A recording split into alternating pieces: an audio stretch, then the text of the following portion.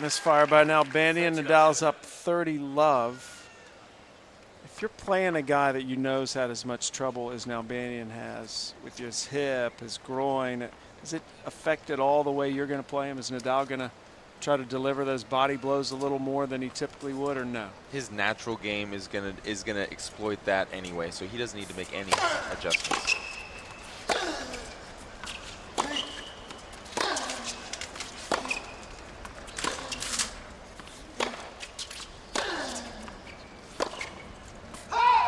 Now, if you are somebody like Mahut, on the other hand, or Golubev, who just slashes, then maybe you do have to make some adjustments. Say, you know what?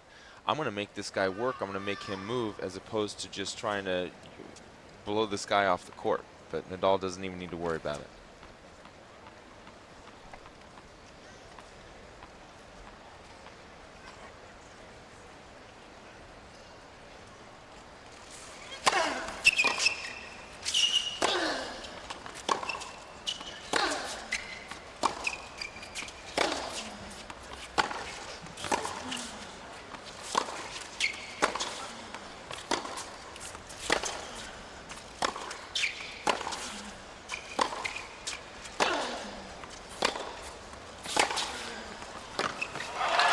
Great rally.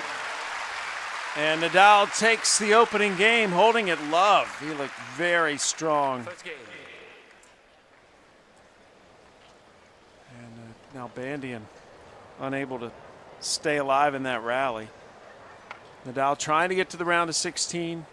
Last time he failed to reach a round of 16 at a Grand Slam was here in 2005 when Blake beat him at this stage. And Nalbandian trying to make a round of 16 at a slam for the first time since 2007 at the French. Nalbandian, one of those few guys among the active players that has made at least the semis of all the slams. He's had a great career not to have ever won one.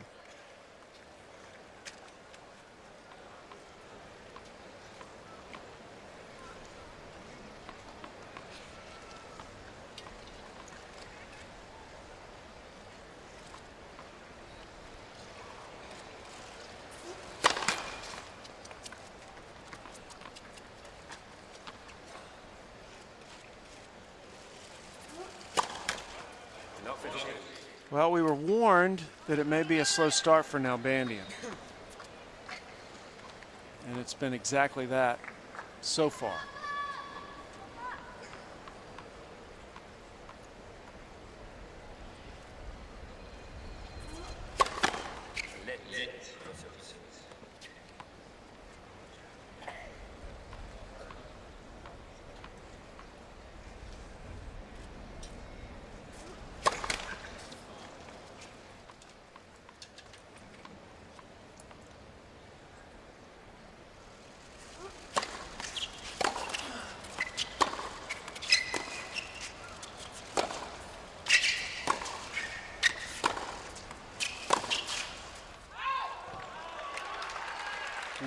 That was close. On the right far side, ball was called out. And we're going to see our first chase review. They call that long or wide, Sam? I couldn't All see I heard from was here. out, so I don't know what. It was good, though.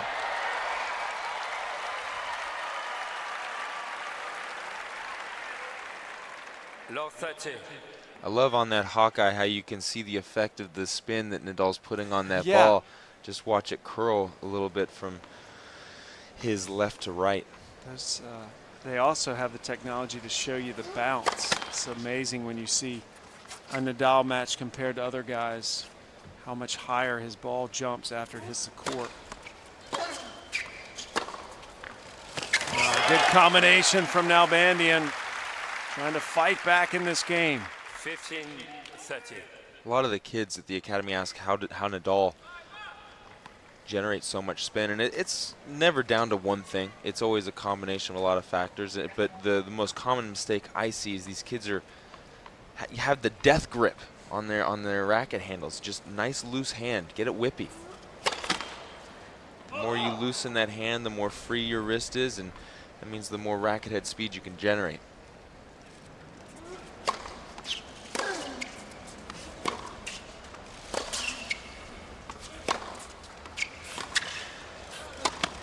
Smart.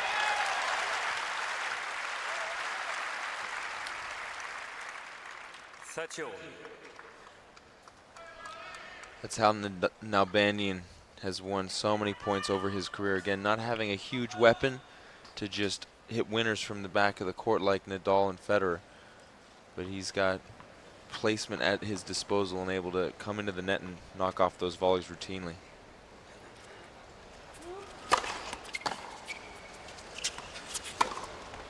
And Nalbandian comes back to 40-30.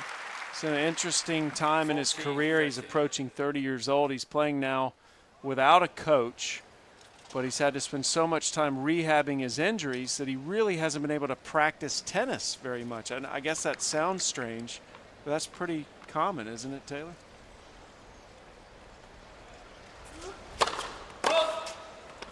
I think in some cases it's very common, in other cases not so much.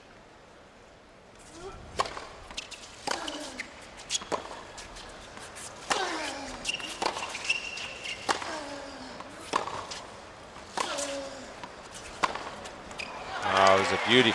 Like, take Nalbandian's case. He's the prime candidate to not have a coach and to have a traveling trainer. I mean, the guy's almost 30 years old. He's hit enough balls. He's played enough tennis. He's had enough success to know what works. So therefore, a coach, the importance of a coach is diminished a little bit. But what has been his problem? Injuries, injuries, injuries. I mean, I want somebody, if I'm Nalbandian, I want somebody there all day long. And his personal responsibility is to make sure that I am feeling at 100% or as close to it as we possibly can. Right. So 1-1 here through the first two games. Good comeback in that game from Nalbandian. He was down love 30.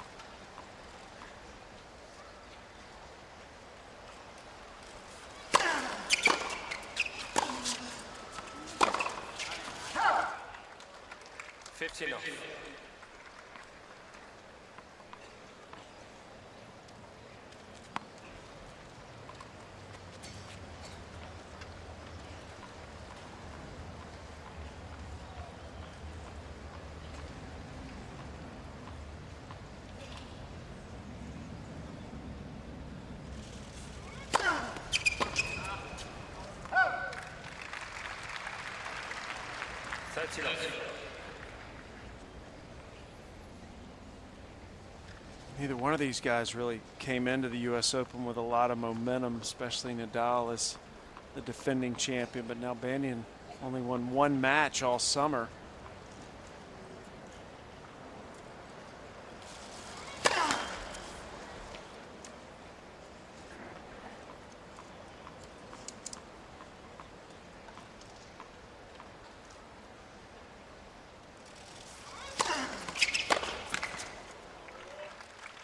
And Nadal really only won 2 matches since Wimbledon. Lost to Dodig first match in Canada and then beat Benito and survived 3 tie-break sets against Verdasco in Cincinnati and then really didn't have anything left for Marty Fish in the quarterfinals.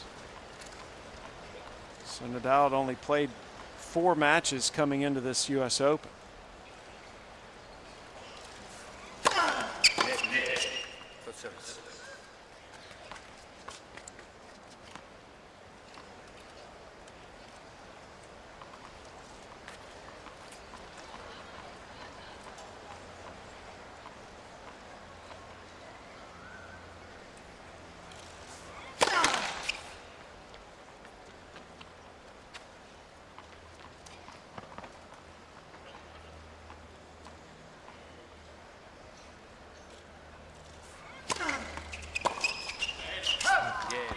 A lot of action on that serve from Nadal. Nalbandian couldn't handle it.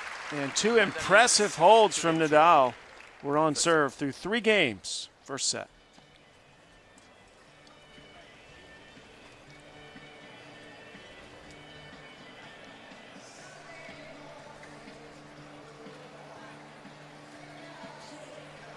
Does that concern you at all that Nadal only played 4 matches? He seems like a guy that needs to play a lot. I mean, or no? In a Grand Slam, you get 3 out of 5 sets. It's like we talked about. It's not like going to a Masters series and your opponent plays a great set, you play a sloppy set, and then you're on your way home. Right. So I don't know. I feel like these top guys, Sampras kind of said the same thing about when he'd play Wimbledon. He looked at the first week almost like as a warm-up. So it's kind of what Nadal said. Exactly.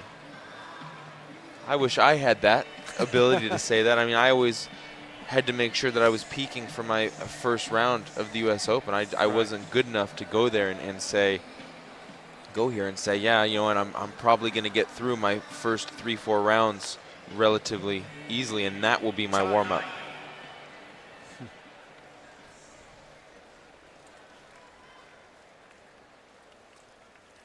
Now Nadal, 2 comfortable holds here to start this match.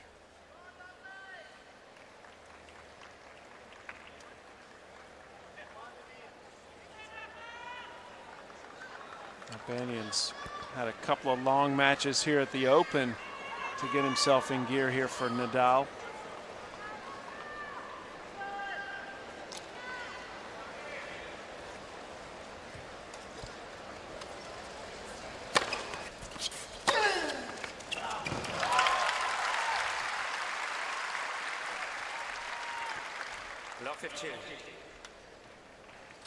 I mean, if you're having trouble moving side to side, just what can you do against You can't Nadal? hang balls like that, that's for sure. And that's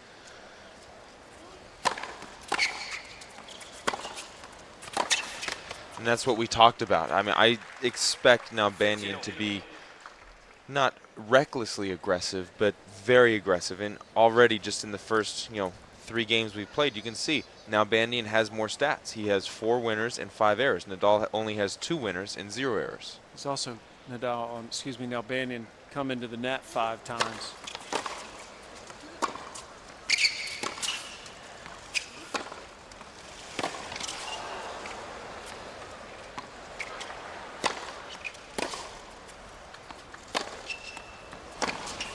Oh, what a backhand from Nalbandian. Got up on his toes for that. 30-15. He had to let that overhead drop again. He's on the tough side. If that sun is now pretty much coming right down the center of the court, it's 11:30, so it makes it a little bit tricky for righties and lefties.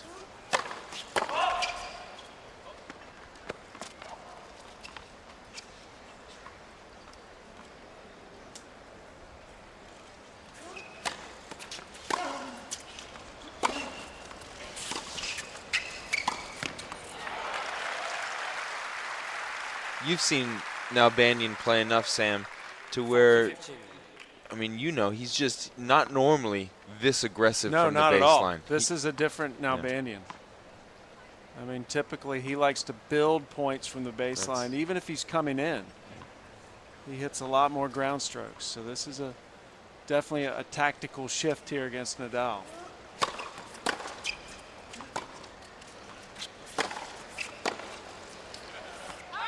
Big shot. And you may wonder, well, God, he looks so good playing like this right now. Why doesn't he do that all the time?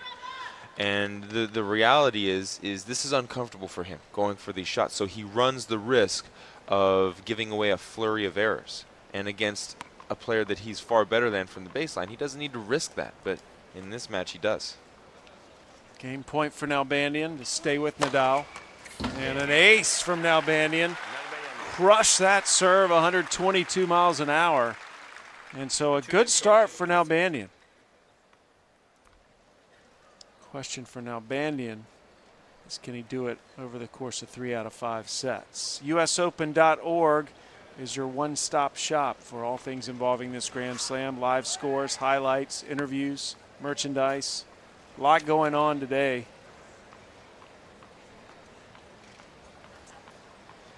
Second week officially underway here at the U.S. Open.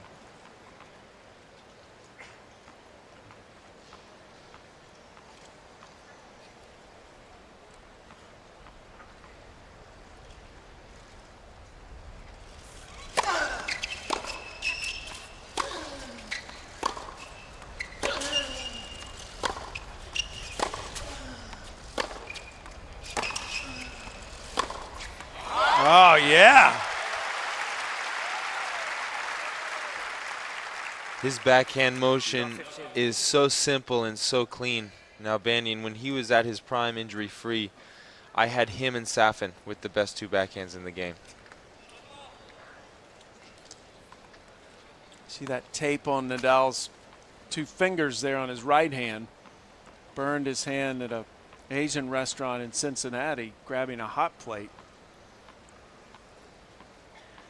It was affecting his backhand in Cincinnati, but he's kept him taped here at the Open. I said if he won Cincinnati with those taped fingers, we'd see those fingers taped the rest of his career. Such a superstitious guy.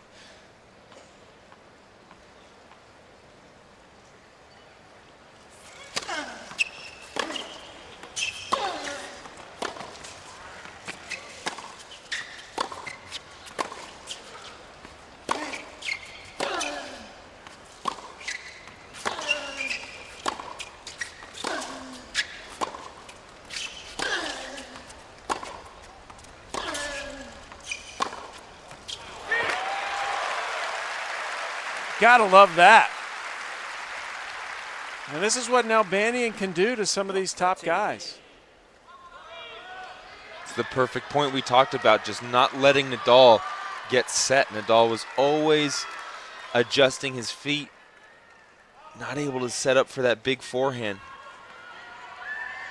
And Nalbandian is one of the few guys out there that, to me, just seems to love the ball Nadal hits. He's got such great hands and timing. It works well for him. And Nadal's in a little trouble here, love 30.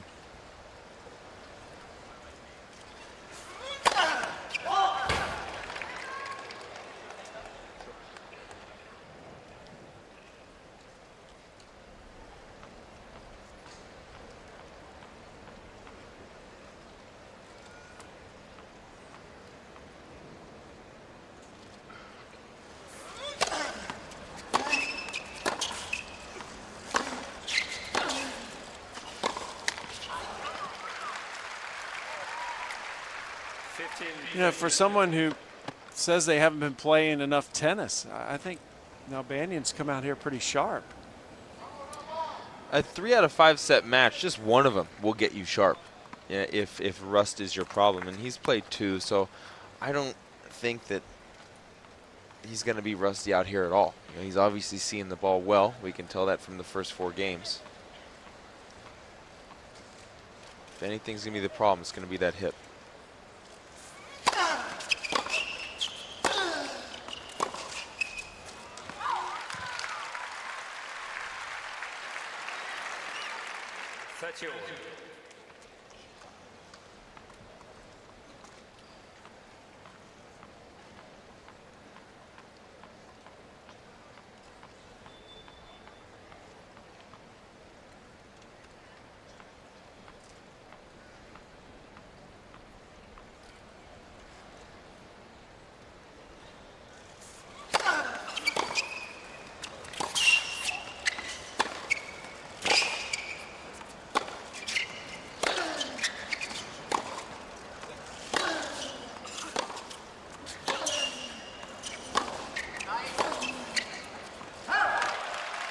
Nalbandian's just got too much pace on some of those shots. Even Nadal can't handle it, and we've got the first break point here belonging to David Nalbandian.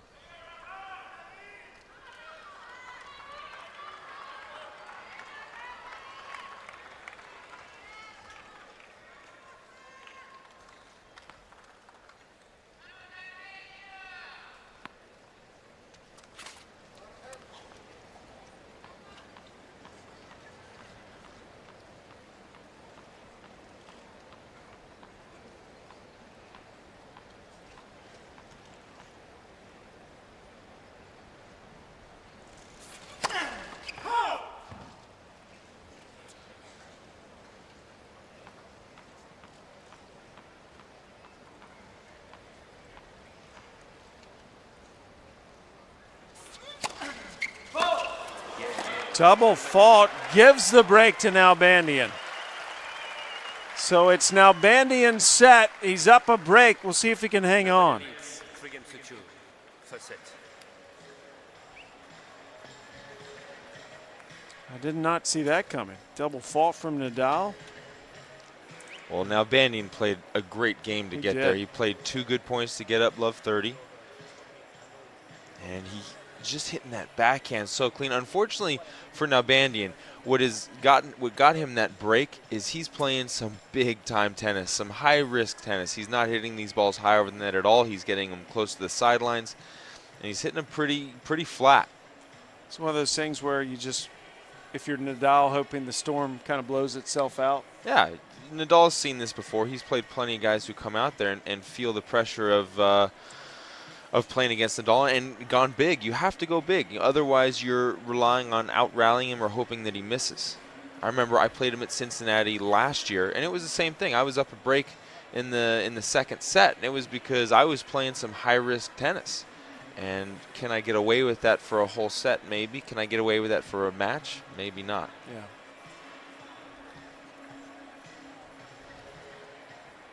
Chime.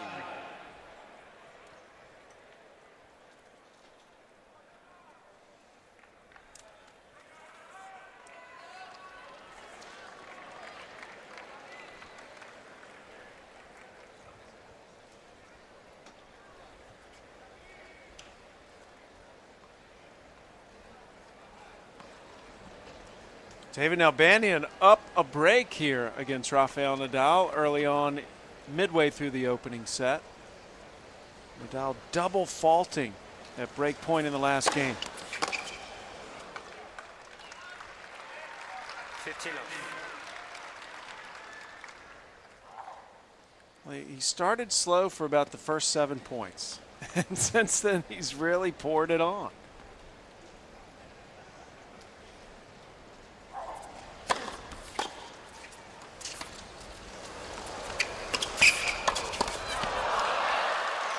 That was unlucky. I actually don't think Nadal is playing bad. He's just, Nalbandian is not giving him any opportunity whatsoever to dictate play. Nadal's just been forced into a retrieving mode, which Nadal can do, and that's why it's going to be tough for Nalbandian to keep playing as well as he is right now.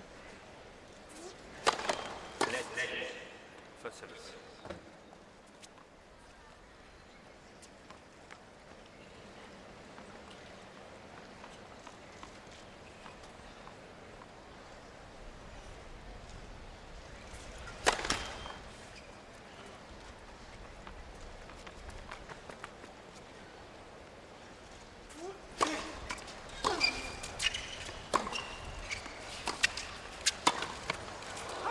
Got away from him.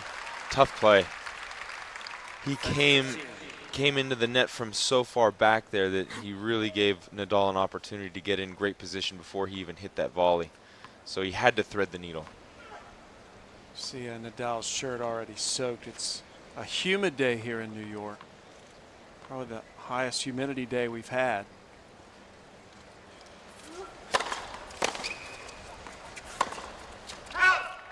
He just steered that wide, and now 30 all. With all the teaching you do, Taylor, of these two, who would you have a young player emulate technically? Nalbandian or Nadal? You know, I actually don't teach a lot of technical stuff because I mean, look at how many different players do we see out here? Sure. And do we see any of the same technique? You can't tell me one forehand that looks identical to another. Right. So I'm less of a technical teacher. Now, got it. That was a great volley. Now, if a player can't develop the ball that I want, because I think the ball says everything. You know, what makes Nadal tough is not his technique, but the ball that he generates. Right. Same as Federer. The ball he generates is tricky. Now, if you can't generate that ball for me, then we have to delve into technique. And that's a mess, to be honest with you. A big serve from Nalbandian. He's had an incredible start to this opening set with so many question marks surrounding his health and his condition. Nadal's gotten all he can bargain for here. 4-2.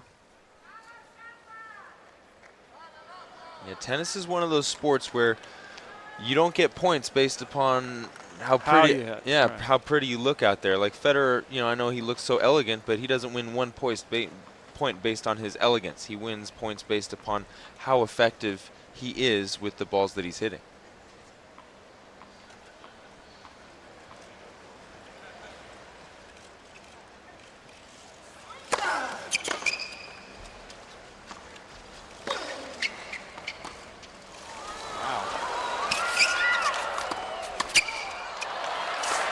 Nalbandian toying with Nadal.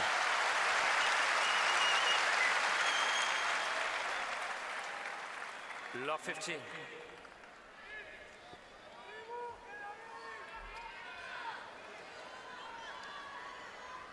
I was in that position so many times against Nalbandian. Dink one at my feet, little lob here, dink over there, nightmare. See that flag blowing behind Nalbandian. Another breezy day here. Yesterday the conditions were very tricky for the players. Federer talking about that after his match. Good shot from Nadal going behind Nalbandian. Federer said the wind actually would change yesterday. Yeah, he did mention that the wind was swirling around from right to left, left to right, up and down. It was the first day that we did see an inconsistent breeze. Normally it is coming straight down the center of the court, which makes play a lot easier.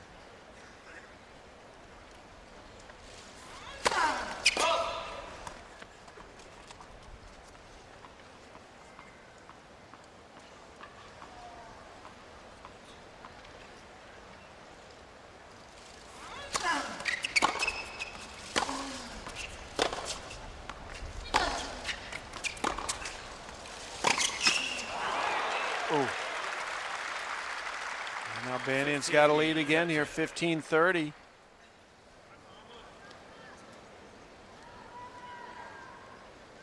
Nalbandian semifinalist here back in '03, lost that controversial semifinal to Roddick. It was one of his best chances at winning a slam, other than when he got to the finals of Wimbledon, really out of nowhere back in 2002.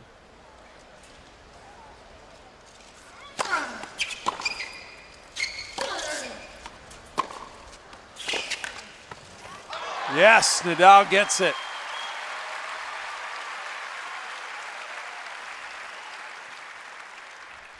This was a great play by Nalbandian. Again, look at, he's behind the baseline. He's forcing it. I can't argue with the play because it's been working for him. Yeah, it's just, you got to take more risk when you're playing Nadal, and that's what we saw right there.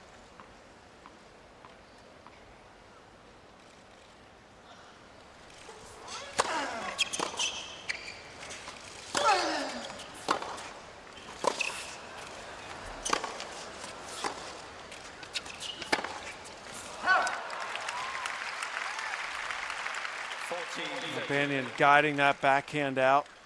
I think Nalbandian forgot the score there. Those low short balls are so tough to deal with. You have to get so much racket head speed, so much acceleration if you want to keep those balls aggressive, because you need to get that ball up over the net and down really, really quickly. That's a look at Nalbandian's trainer. Game point Nadal, just trying to stay with Nalbandian here.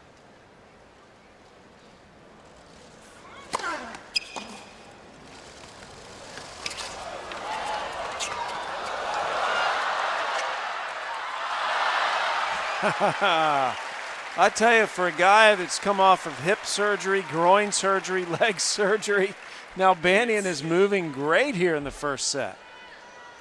I think where you'll see Nalbandian struggle a little bit with the moving is those hard changes of direction. I don't think once he's set and then he's just got one place to go, I think he'll be fine. Just those changes of direction are always tough.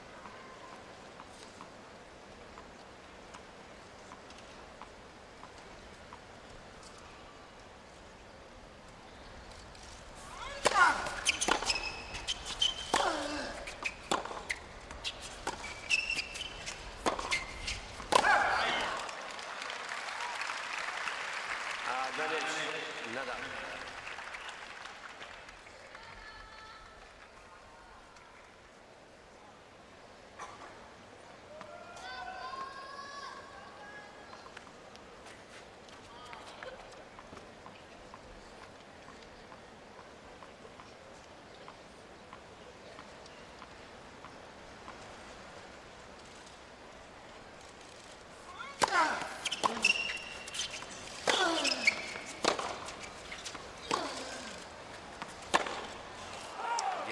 Nalbandian misfires. Nadal stays within a break. Nalbandian up 4-3 first set.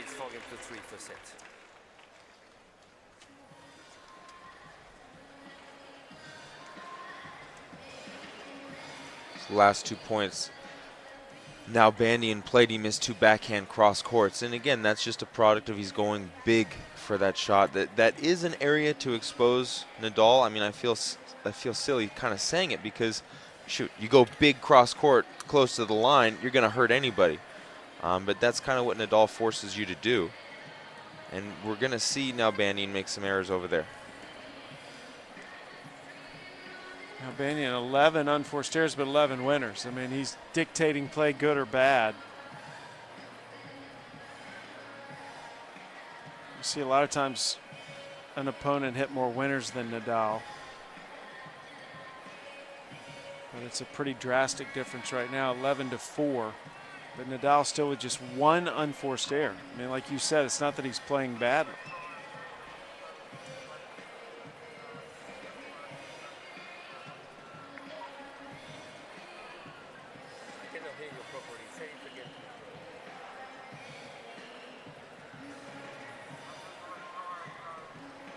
So Nadal's already changing his shirt. I was going to ask you, how many shirts is he going to go through today? 7 games, that's 1. He's on his 2nd.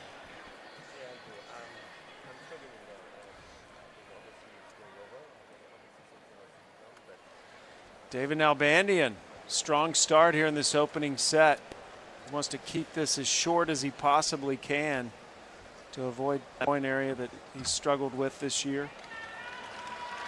Had a good friend of mine who's an orthopedic surgeon, Taylor, say that a hip injury for a tennis player is the toughest injury to recover from and be what you were. Well, the history of all these hip injuries taking players out, you can't really argue with it. Querten, Magnus Norman, Hewitt. Seems like, you know, a lot of players have had those hip injuries and have either just flat out retired or never been the same.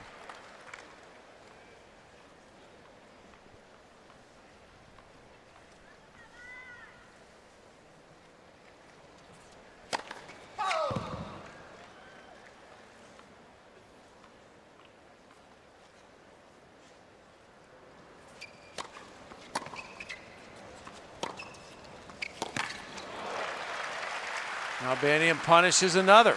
30 love.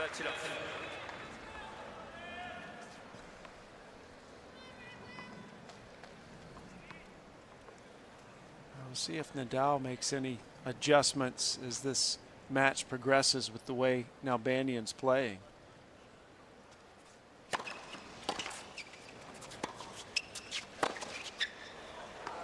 I'm not sure there's many adjustments to be made, to be honest with you. If you're playing somebody and that guy is going out there and hitting big shots toward the sidelines, what are you going to do? I mean, you're just basically trying to make that guy play as many balls as you can.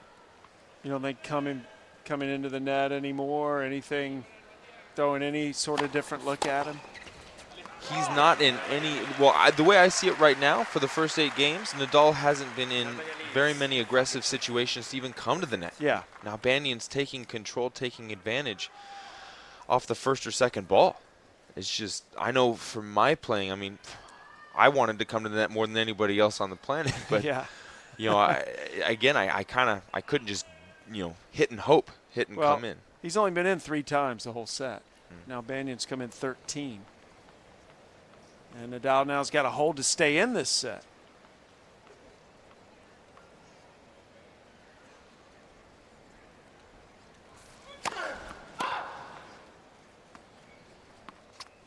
Nadal still with no aces here. Hasn't really brought out that big serve yet. He's only gone as fast as 117.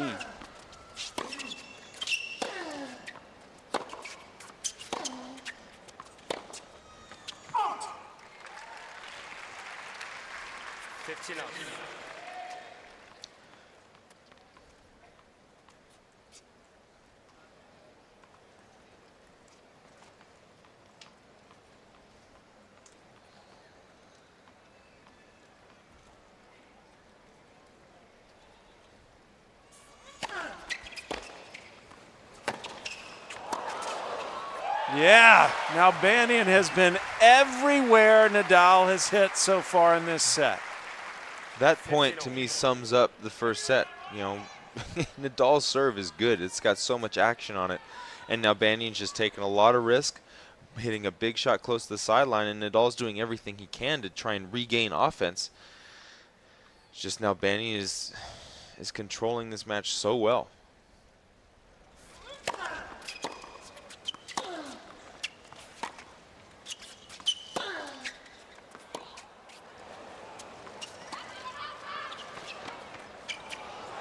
Got him again.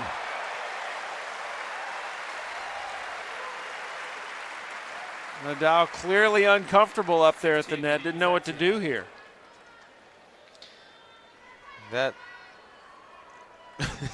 looked like Nalbandian could have almost volleyed that thing. I mean, he's such a smart player, Nalbandian.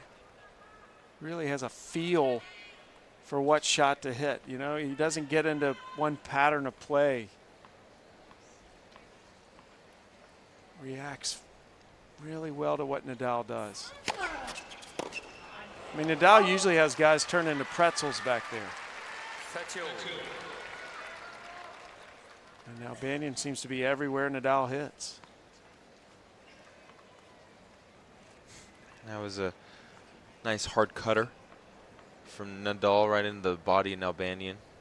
Again, the right-handers don't see that spin very often, so it takes a few times to feel comfortable.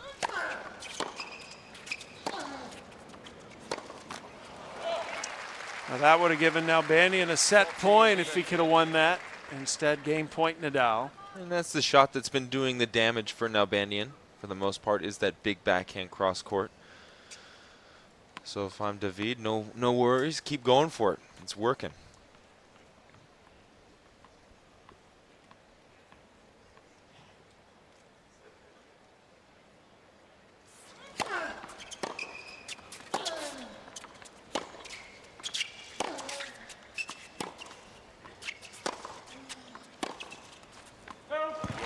Nadal holds, pumps his fist because he knows Nalbandian's got to serve this out.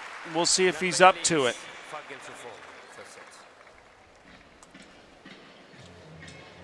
It's doing as many Nalbandian matches as I've done. One of the things he does struggle with sometimes is closing sets out. He does suffer from nerves every so often. So Nadal knows if he at least held there, he's putting some pressure back on Nalbandian to close him out. And nobody is immune to feeling it out there, feeling those nerves. Oftentimes, you know, the kids I work with like, oh, but I'm getting nervous, I'm getting nervous. I'm like, yeah, well, guess what? You and Federer and Nadal and Djokovic, everybody's nervous. It's just how you choose to deal with that. Are you going to focus on something you can't control? Like if I'm Nalbandian, do I want to focus on holding this game, which is ultimately out of my hands? I'm going to go out there and put my best effort forward. Or do you want to focus on things that you can control, like good shot selection, good weight of shot, moving my feet, watching the ball, keeping things simple? You know, oftentimes I find the best way to deal with nerves is just to keep things simple. You know, really, and if you're worried about something, ask yourself, is this something I can honestly control? Right. And if not, it's not worth your time of day. It's good advice, Taylor. In life, too.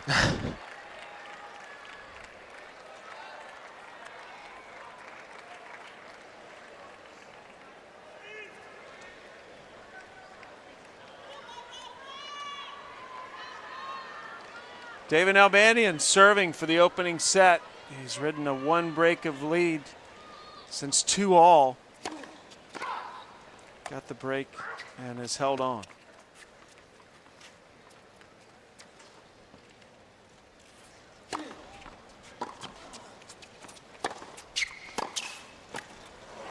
Boy, did you see Nadal on that return? He started moving right away. And he was dead if Nalbandian had gone up the tee. He knew exactly where that serve was going. Nalbandian had a great opportunity, just didn't execute on that approach shot, hit it right down the center, and had to come up with a spectacular volley, just a little bit short.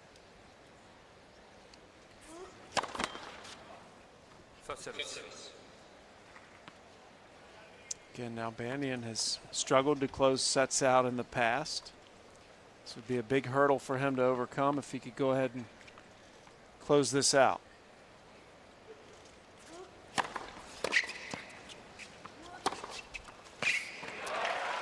And you can see the difference in those two approach shots. One was big and fast, kind of almost right down the center of the court. And this one, he still kept a lot of pace on it, but look at the difference. I mean, that's, what, 2 feet from the sideline and short in the court. That's getting great angle. Approach shots in today's game are all about width. Keeping the ball solid, but really focusing on the width.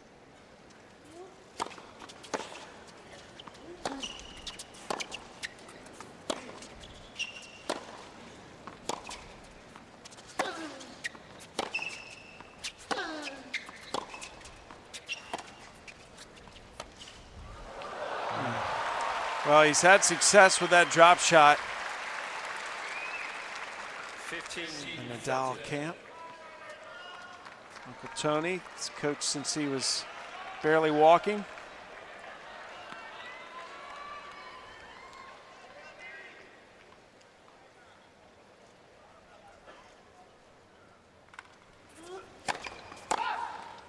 Opening here for Nadal. He must break to keep this set alive.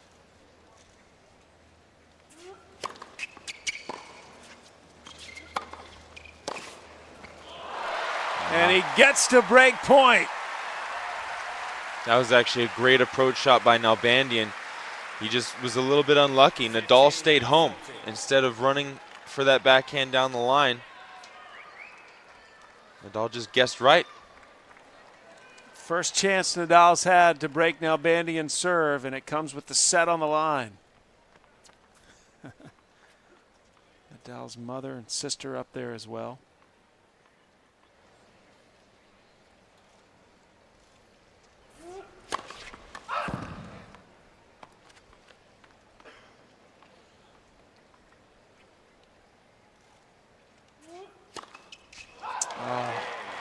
Well, they've each double faulted at break point, but unfortunately for Nalbandian, it cost him a chance at winning the set. 5-all. That second serve missed by a long way.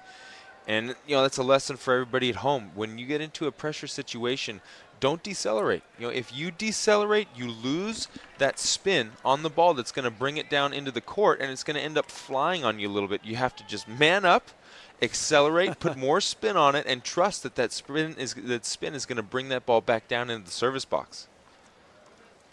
So back on even terms here, 5-all. Nadal's won the last 2 games.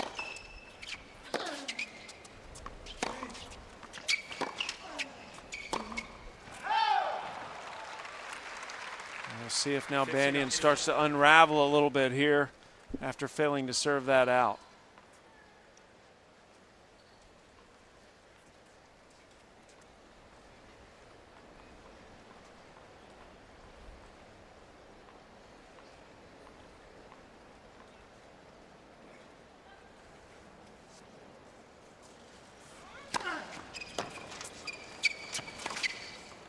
That's just Nadal getting better and better now.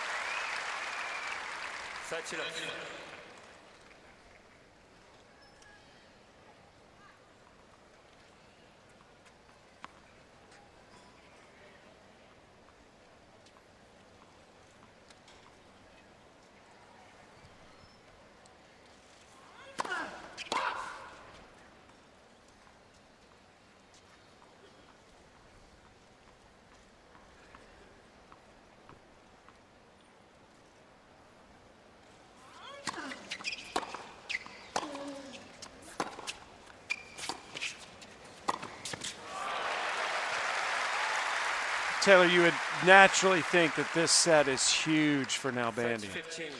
Absolutely. The longer the match goes on, the less likely he is going to feel well out there, feel good about his body out there. And, you know, you'd have to say Nadal is the fitter of the two. And Nalbandian's just the style Nalbandian's playing. The longer that goes on, the more chance there is of him to come back to reality and start to spray a lot of errors.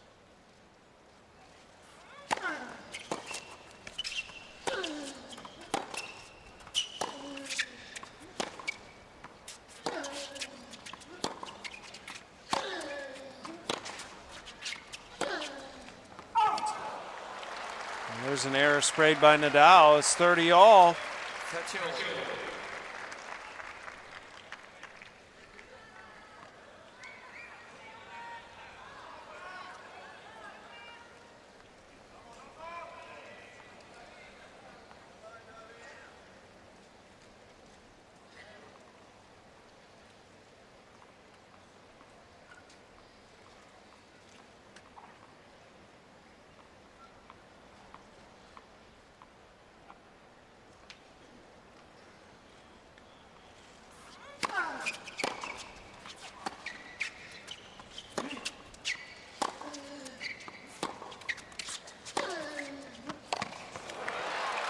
And that's exactly why we've seen Nalbandian be as aggressive as he has. To me, that was a typical couple of backhands from Nalbandian that we've seen in the past, where he's rolling him in a little bit more. He's not going to be able to get away with that. He's got to keep going for that more aggressive style that we've seen this match. And Nadal gets the game point here, which would give him the lead for the first time since 2-1 in this set.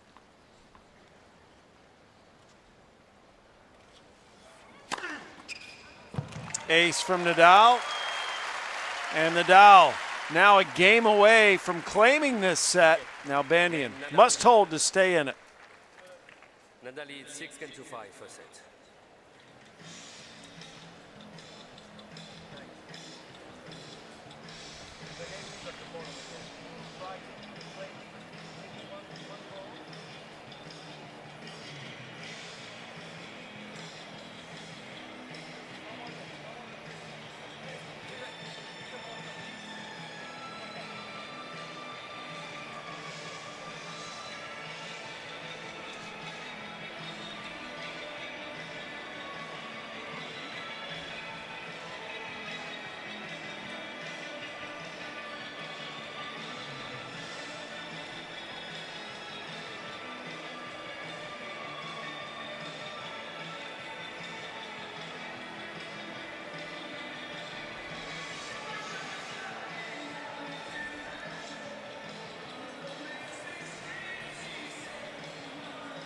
Nalbandian will be trying to push this into a tie break after 47 minutes.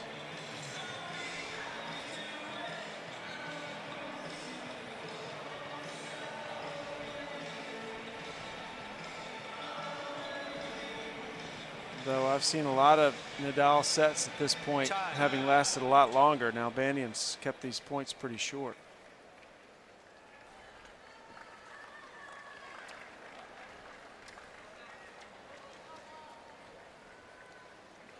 The last changeover, Nalbandian was serving for the set, got broken, and now he's serving to stay in the set, 5-6. And there you saw him just fiddle with that toss.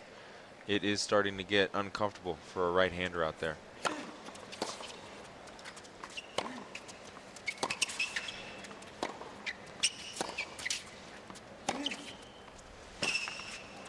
I've just crossed the noon hour here in New York. 15 up. Anything surprise you about this first set so far? I'm surprised with Nalbandian's consistency of execution with this aggressiveness that he's playing. I mean, he's done it for, I know he had a bad service game, but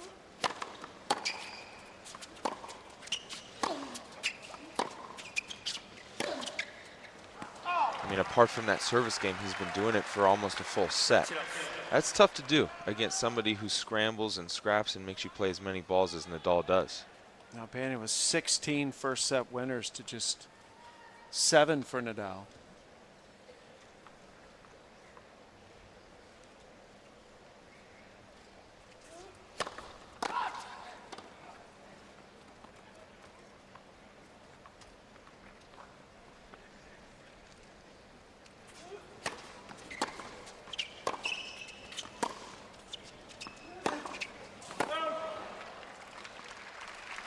20-15.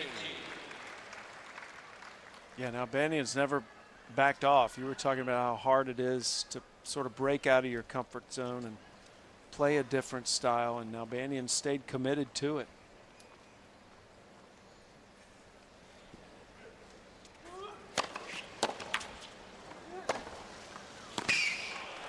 And I don't think you can argue with the success he's having. No. He's served for the first set. 40-15. Big shot here from Nalbandian. And if you're playing Nadal, that's what you want to see him doing. You don't want to see him inside the court waiting to hit forehands.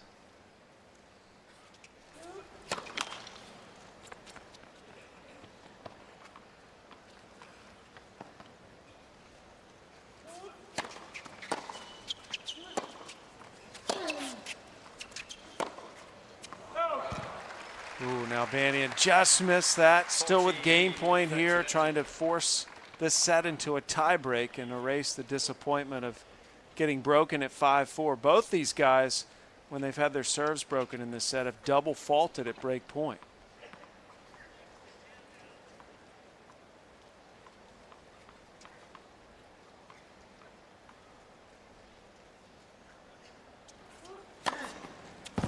Into the tiebreak we go.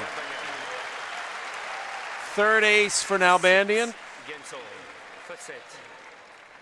Tie-break. Both players receive one additional challenge. Nalbandian won the last tiebreak they played in Miami last year. I remember it well. It was 10 points to 8. Back and forth, and then that was pretty much all she wrote for Nalbandian, as Nadal then went on to easily win the next couple of sets. Whose tiebreak record would you rather have, 3-0 or 14-7? What about, well, let me ask you. I don't know, actually. They're both pretty good. I want to know who those 3 tiebreaks were against, though. I know one was Ljubicic. Maybe Reynolds.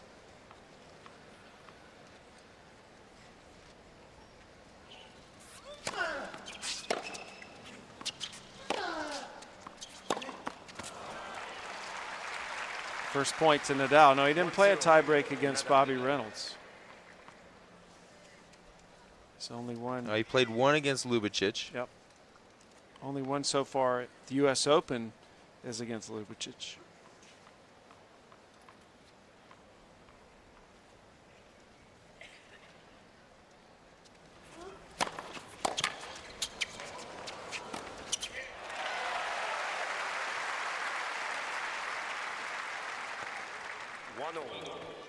Tiebreak's something you can practice, Taylor? Yeah, absolutely. We have a lot of our kids play tiebreak format because there's so much more pressure on each point in a tiebreak than there is serving a regular game.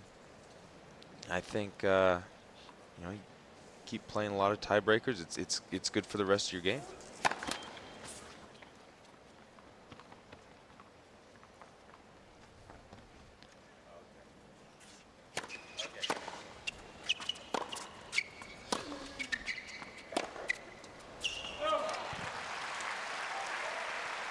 Yeah, when I say the kids, I mean the kids at our academy that we work with. We have a time for drills, and then we have a time for point play. And always, always, always for point play, we make them do tiebreaker scoring. Nadal's got the early lead here, 2-1. Those tiebreaks that Nalbandian played, except for the one against Ljubicic in the last round, were all in his first 2 events of the year. Jeez. In Auckland and the Australian Open.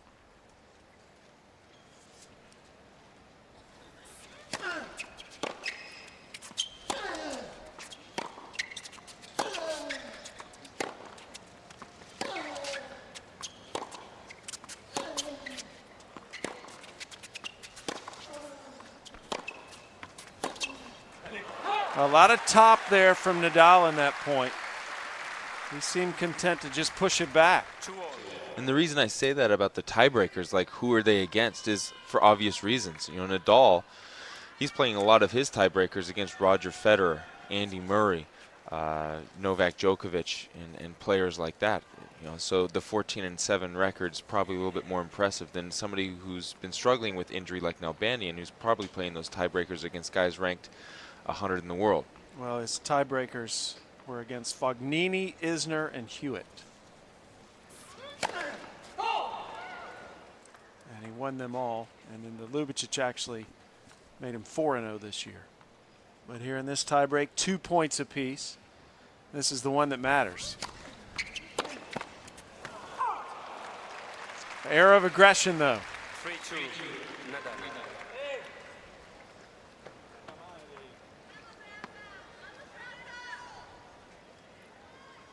Critical set here, I think, to determine the future course of this match. Because Nalbandian is so compromised physically.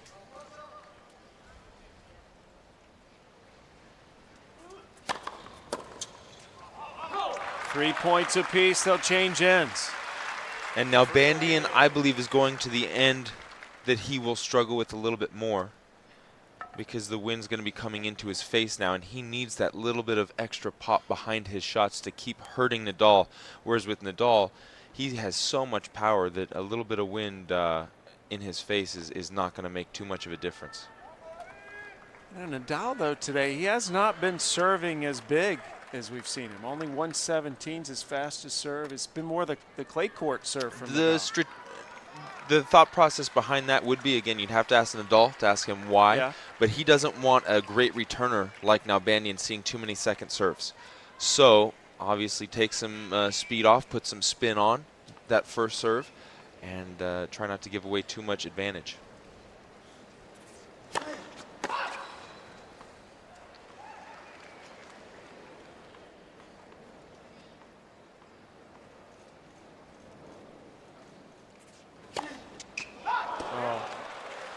Well, that is very similar to the serve he missed that cost him the break earlier. And he's missed them both really badly. Way out there. And that gives the mini break over to Nadal 4-3.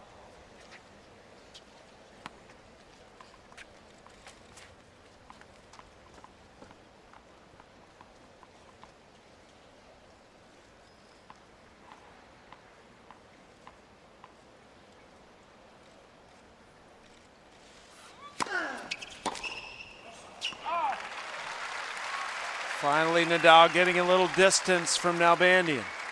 5-3, Nadal.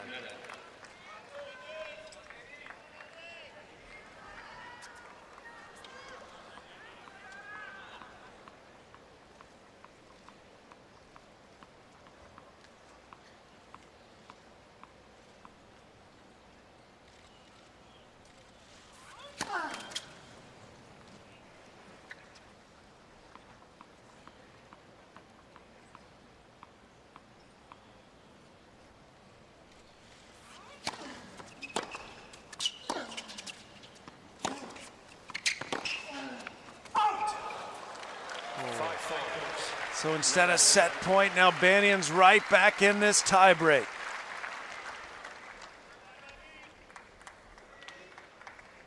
Nalbandian is taking any opportunity he can to get to the net.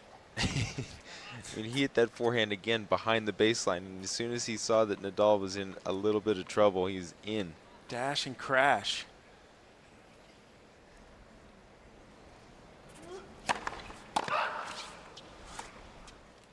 Nalbandian's been in 19 times in this set.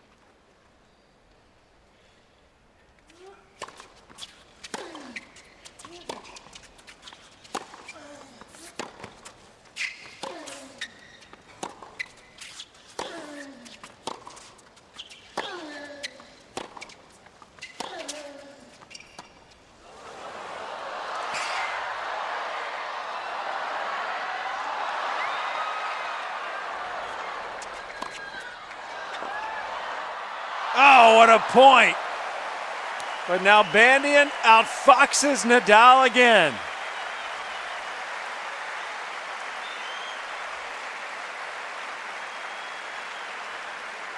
Nadal is making Nalbandian play so many high quality, tough executing shots. And this is why I think it's just going to be tough, in a Grand Slam, to maintain this level of execution that Nalbandian has been pulling off this first set.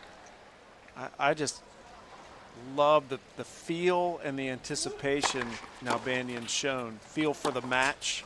Seems to know exactly where Nadal's going.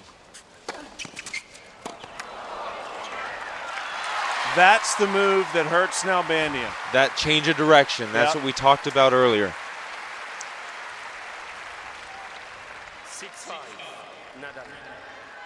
Very painful, his trainer told us, for Nalbandian to go back. And it may cost him the set, as Nadal now is set point.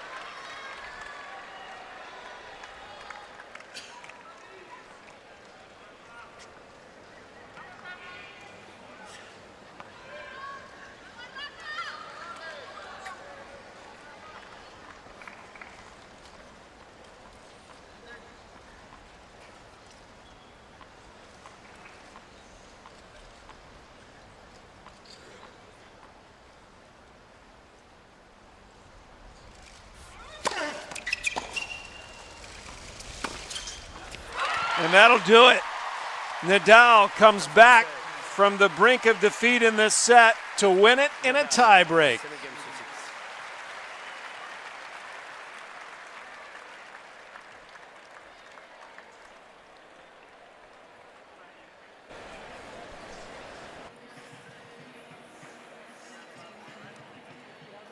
Time.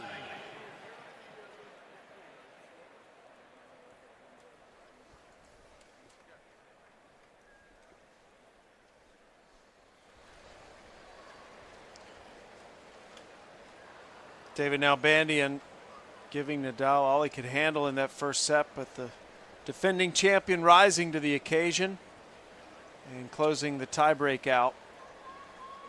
So we will see how that affects the remainder of this match. Will Nadal be able to comfortably cruise through, or can Nalbandian somehow find it within himself to get back in this?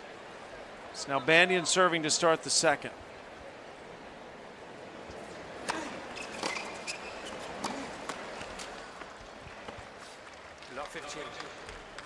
Do you feel like Nalbandian left anything on the court there in the first set? Could he have played any better? I don't think so. I think, would he have played somebody 50 in the world like that? No, absolutely not. Did he miss opportunities? Yeah, but again, he was going for the right shots, I feel. There was only 1 point on his service game. I think it was a service game he held, or Nadal's service game, where I thought he started to play passive, and then Nadal just took 2 forehands and hit a winner on the second one. But that was the only point I felt like we saw the Nalbandian I thought we were going to see. Foot fault called on Nalbandian.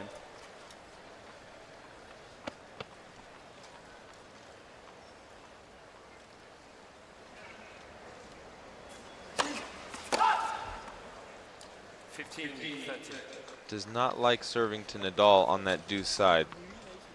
It's the 4th double fault from Nalbandian. That second serve was 98 miles an hour. That's substantially bigger than Nalbandian's comfortable going for on that second serve.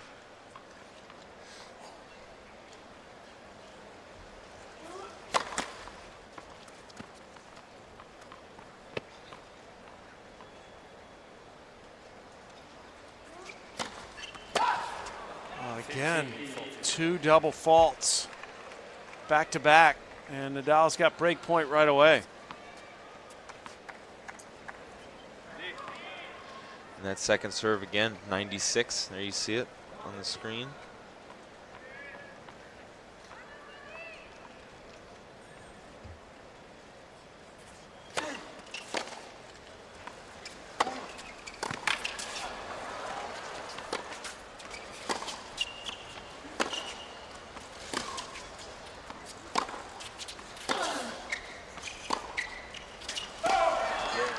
Easy break for Nadal. First game, second set.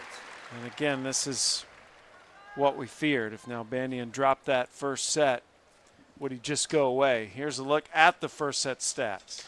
And you talked about Nadal taking some pace off of his first serve, and there we see it. His first serve percentage, 75%. So that we'll see if he maintains that for the rest of the match. But That could be a tactical play, and the other thing to look for are the winners and unforced errors on Nalbandian's side. That just goes to show you how much he's trying to dictate play out here, not let Nadal get his feet set 20 times into the net. And Nadal, again, just taking whatever Nalbandian was offering him. You know, most of the time he was offering him nothing, so he was just scrapping and digging and fighting.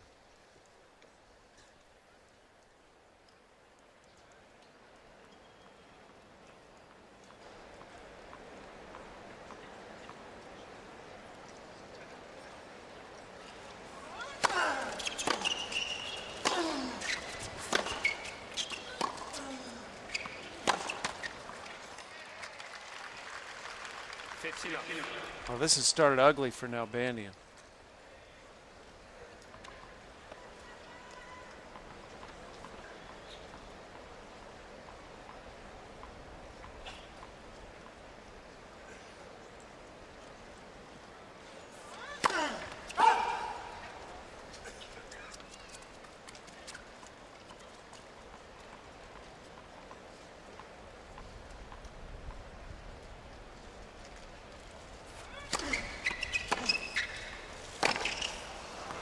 And this was always the risk, and this is why we don't see him play this aggressive style 9 out of 10 matches that he plays. Is the risk is we're going to see a flurry of unforced errors. You know, in the first game, he had 4 unforced errors and then 1 more the first point of this set.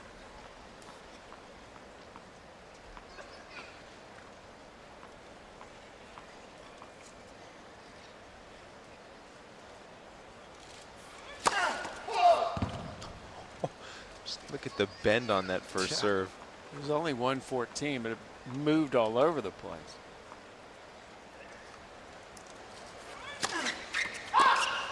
Yeah, double fault from Nadal. 15-30. Nadal's opened the door here for now. He's just able to hit that next spot so accurately with both the forehand and the backhand. It's tough to answer.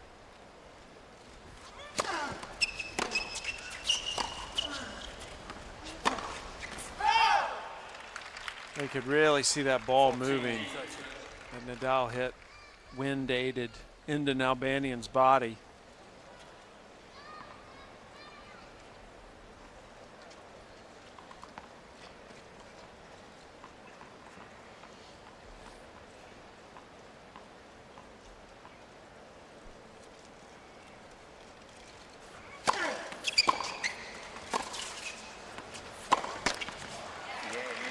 And Nadal consolidates his break to move ahead 2-love. Perfect start for Nadal. He was behind a break most of the first set before he broke back with Nalbandian serving for it at 5-4. So this is the first set he's had the lead early.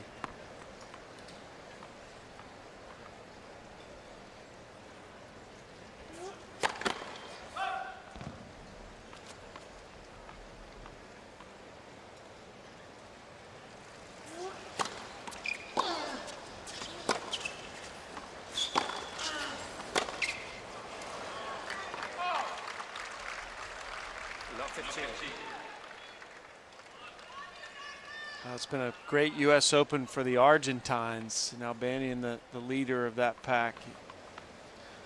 Juan Monaco's already in the round of 16. Chela is still around.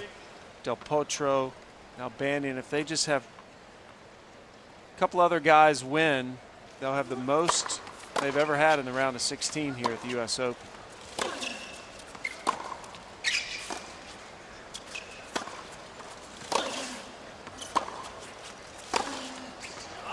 And Argentina is going to be playing Serbia in the Davis Cup in a couple of weeks in the semis.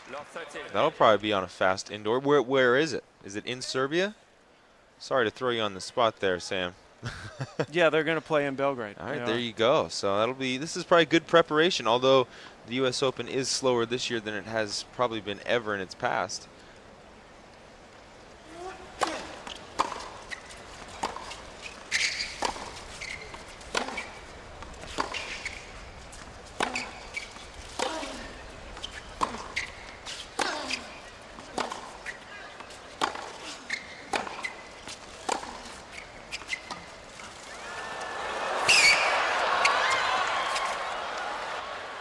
we go again. That doesn't count, unfortunately, for Nalbandian. And Nadal finally wins one of these points.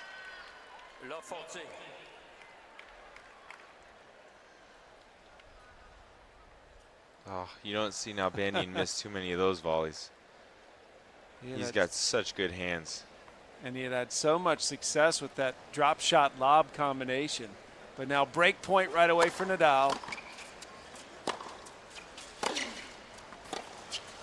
And it's a 2-break cushion for Rafael Nadal. Nalbandian is fading fast here in the second.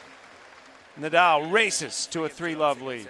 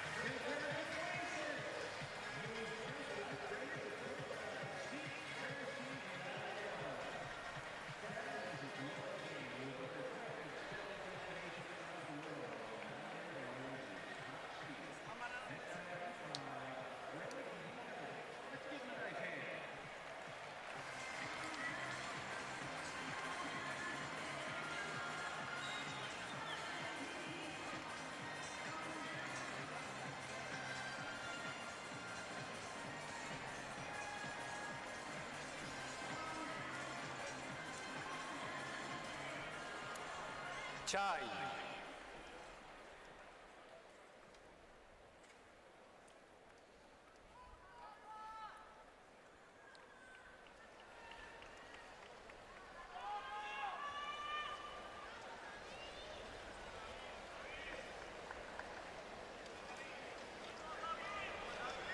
David Nalbandian, after a great first set, unable to really compete here in the second set so far. Nadal's up 2 breaks in this first match of the day. 3-love.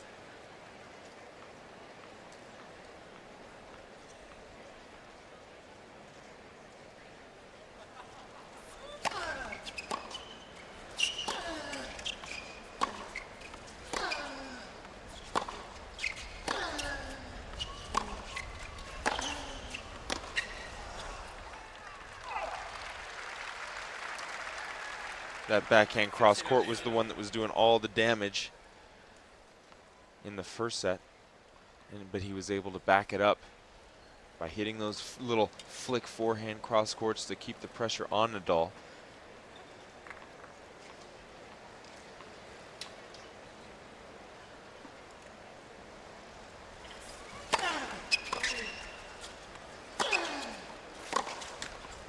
It'll be interesting to me to see if Nalbandian will continue to try and go for it as far as staying aggressive, trying to maintain control of these rallies, or if he's just going to say, well, that didn't work, let me just try and play my normal game now.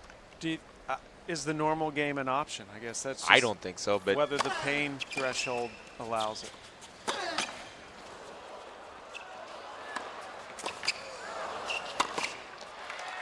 I don't believe that the normal game is a, well, I don't think it's an option if he wants to win this match. Yeah. The way he played the first set and the start of the second set is the right way to play. And he was always going to run the risk of going in and out of good executing and poor executing patches. He had 18 winners in the first set. He's produced only 2 here in the first 3.5 games of the second.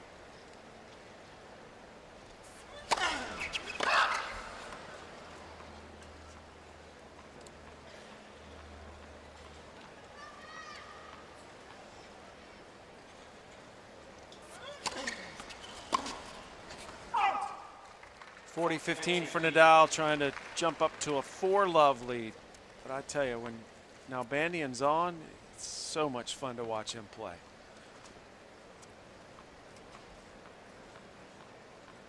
But when when he's not, it's painful. You know, I feel bad for him. I mean, you can.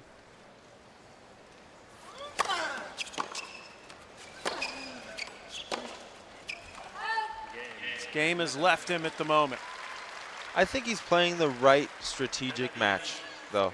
We keep going over it. I keep thinking about what other options does he have. He's either going to play his normal game, which is to roll the ball around, try and gain control of the point, or he's going to do this. Reminder to go to usopen.org. You can see today's schedule of play as well as get the match stats. Sometimes I'll have the stats on while I'm watching a match on the website. Good article on Nadal, too. Great article on that website about Nadal, the young man, and what a mild-mannered and polite young man he is off the court, how ferocious he is on the court. But it bothers your boy, Jimmy Arias. Well, that part doesn't bother me. It bothers him that the guys don't dislike each other more. Maybe they would dislike him if he wasn't so nice. Yeah. He wants to see the feuds out there.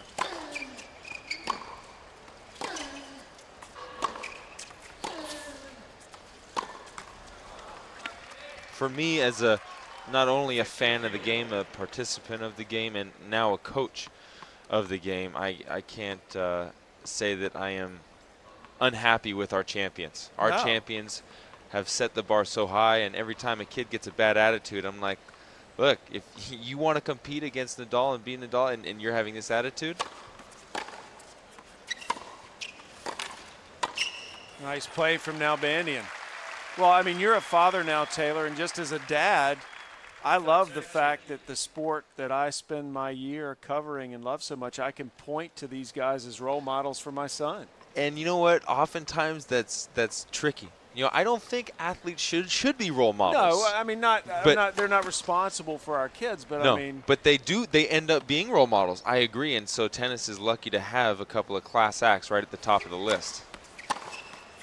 I can't tell you how many times I've used Nadal as an example to my 10-year-old for not giving up and giving your all. Yeah.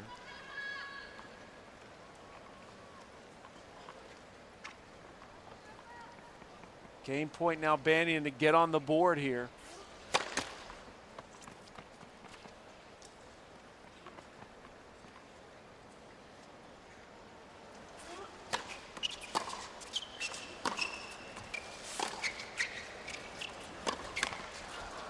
Neither one of these guys having much success on the second serve. And again, maybe that's more evidence of Nadal's play to take some pace off of that first serve, add some spin.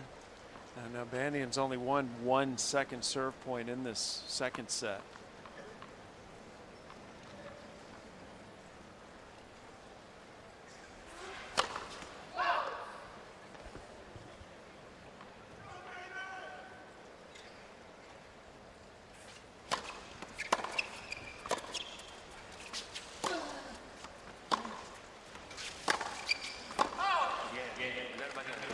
Now Nalbandian picks up his first game of this set, but he's in a big hole, down 2 breaks and a set.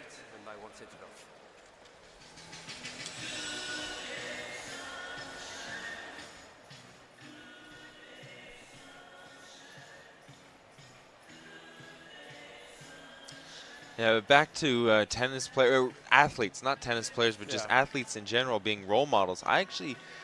I don't like the fact that athletes are looked at as role models because we don't value them for their virtue, for their sportsmanship, or for their critical thinking, whatever it may be. We value them for their success in whatever sport it is that they do. And unfortunately, we do have kids looking up to these guys and emulating their life both on their playing field, whatever that may be, and off. And more often than not, that athletes just don't make good role models. Well, I totally agree with you in general, but I think when you do have a sport like tennis where the guys like Federer and Nalbandian walk the walk, I mean, off the court too, it's certainly worth pointing out. Look how successful this guy is, and look how he treats people around him. Yeah, and you feel it, I feel it. You can, when you're a supporter of tennis and you're attached to tennis, you can kind of walk around with your head held high.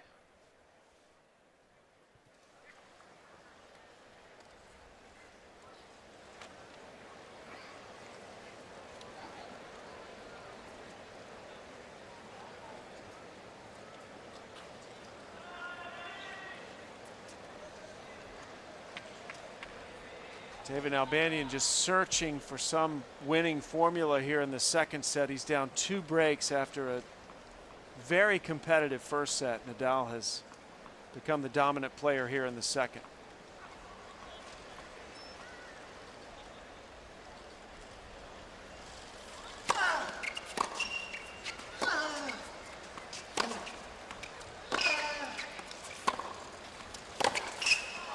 Oh. If Nadal makes that, there's just nothing you can do, because it was a great 1-2 combo from Nalbandian. He was able to get that short forehand angle, follow it up with a nice approach. It's one of those plays where if Nadal's able to pull that off, you just shoot him a raspberry or something.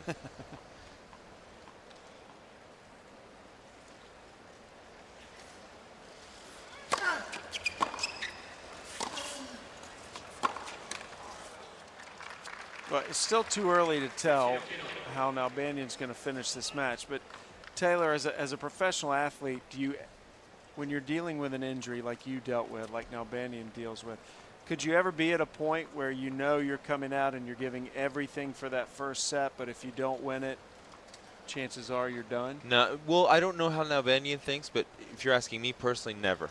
Never, ever.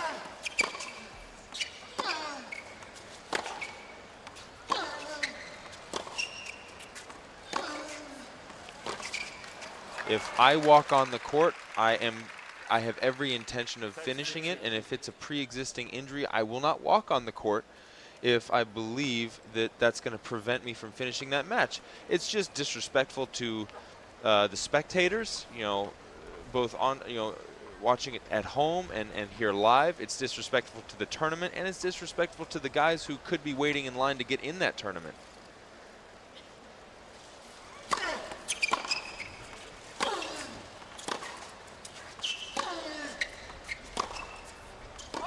But does playing a guy like Nadal exacerbate the effects of your injury? I mean, can you ever sit there after that set and say, you know what, I could not have played any better, and I'm playing Nadal? At this stage, it's a matter of pride.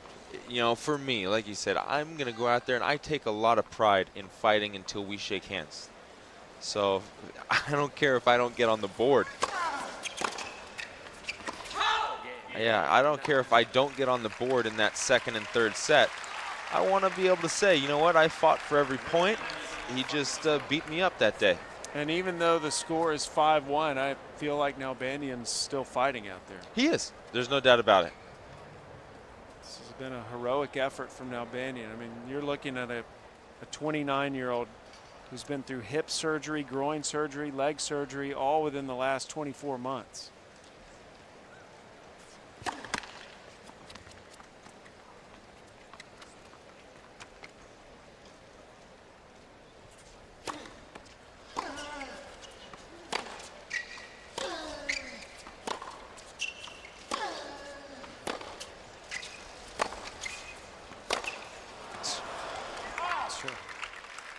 What can you do? Ball right off the baseline. Yeah, I think Nadal hit almost 3 baselines in a row there. It's a pretty big discrepancy there. It's an understatement.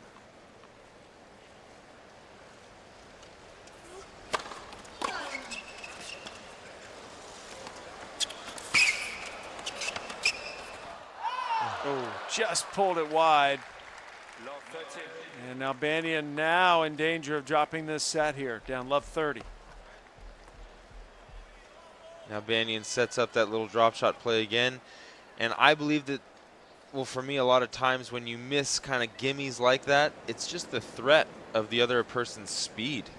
It makes you try and squeeze that line a little bit more.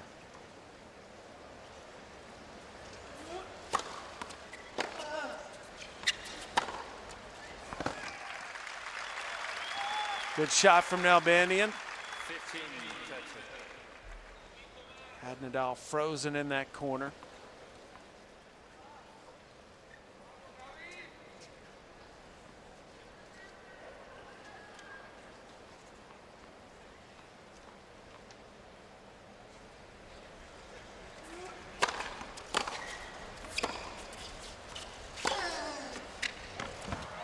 Boy, that ball just explodes when it hits the court. That's the beauty. That's the beauty about today's technology and being able to generate this much action. Your ball can be safe and extremely effective at the same time. Look at that racket head speed. So Nadal arrives at set point on Nalbandian serve.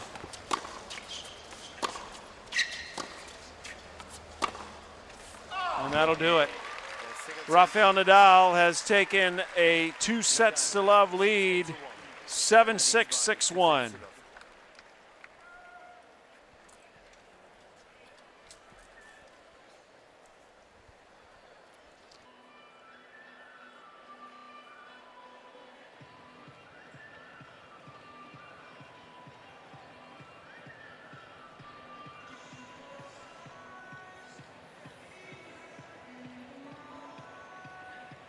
Tie.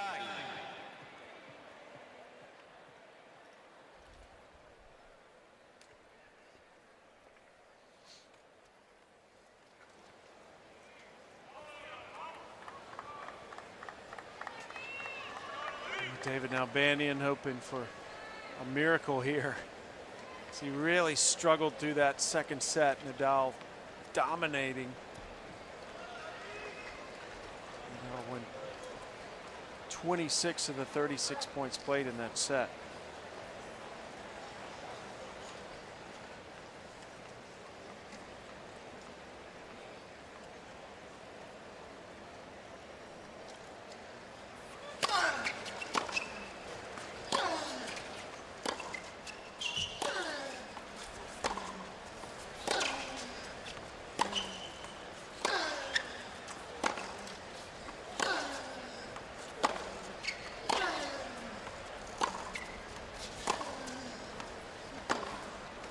Hey, that's a good start. Love 15.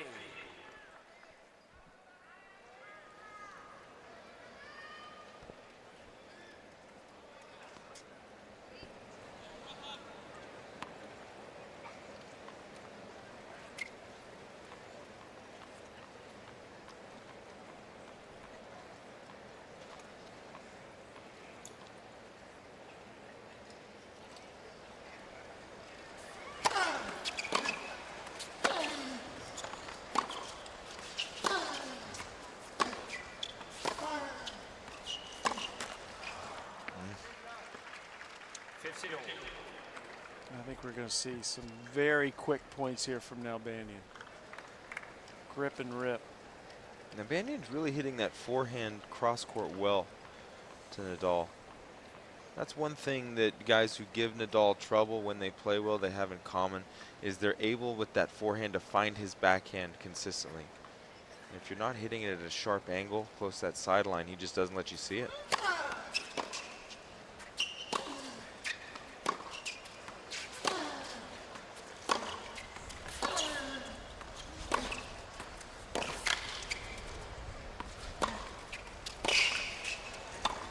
Hey, Nalbandian looking more like he did in the first set.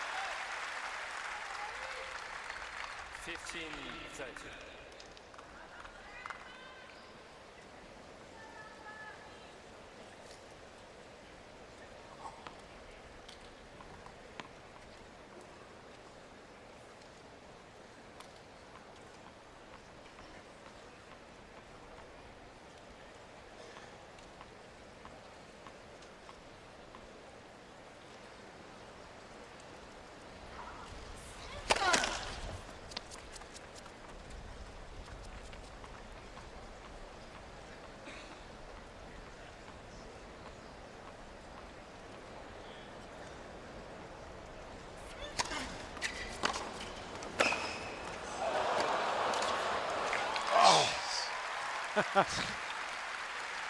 And that is just all flick, all racket head speed from Nadal. He's in no position here with the pace Nalbandian hit that to get body weight in there. He just all wrist.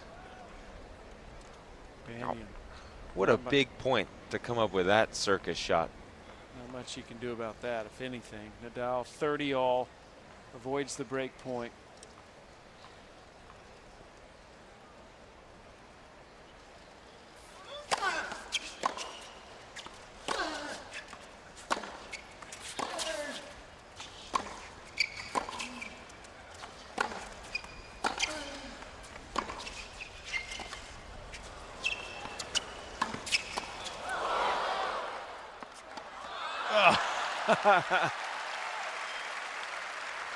Now, poor choice there from Nadal. Strangely, this drop shot here.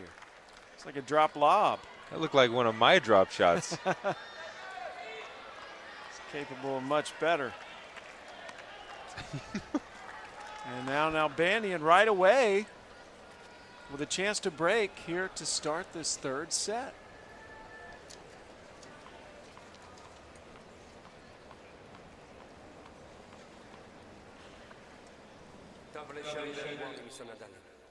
And Nadal gets a time violation warning.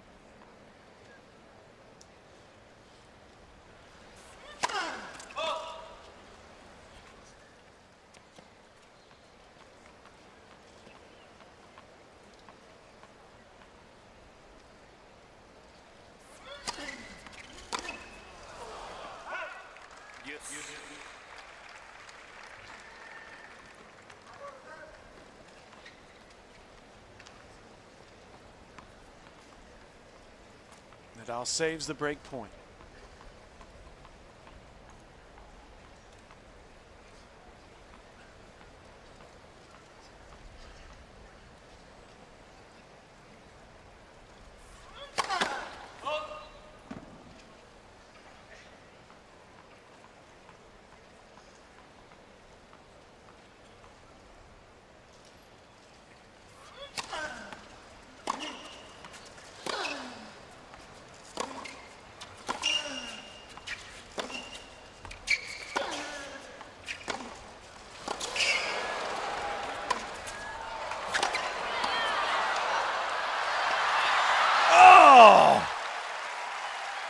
Those guys put some miles on their legs in that point.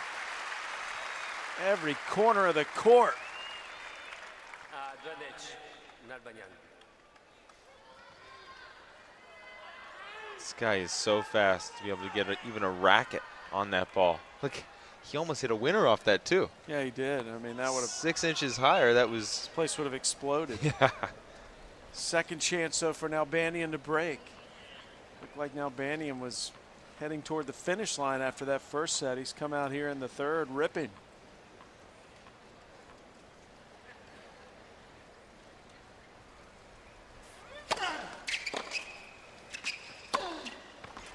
And there's the break. First game, third set. David Nalbandian's not done yet. It's a second set he'd like to forget though. 81%. Again, just making Nalbandian play balls off his first serve. And so the stats we saw in the first set where on Nalbandian's side, the winners to unforced errors were pretty close. There it's almost 3-1 winners to errors, and that was the teller in that second set. We'll see if he can get this third set back to a little bit more of a balanced attack. Right now he's sitting at 3 winners and 2 errors.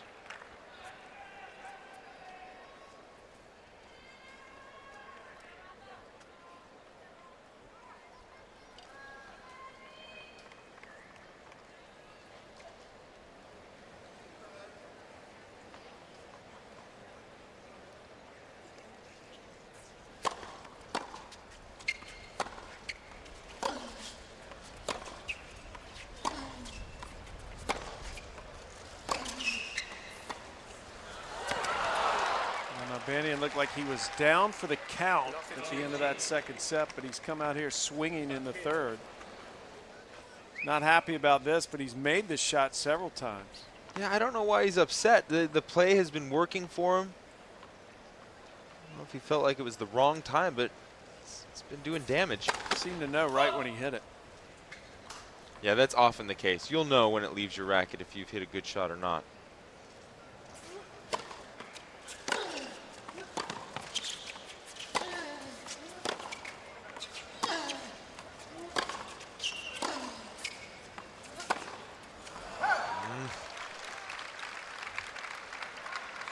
And just a couple of unforced errors to start this service game. It's what crushed him in that second set.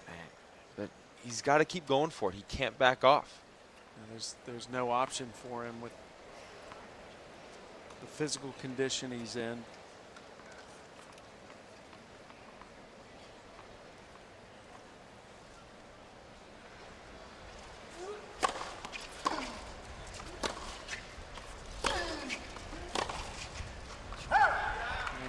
right away, Nadal with a chance to break back.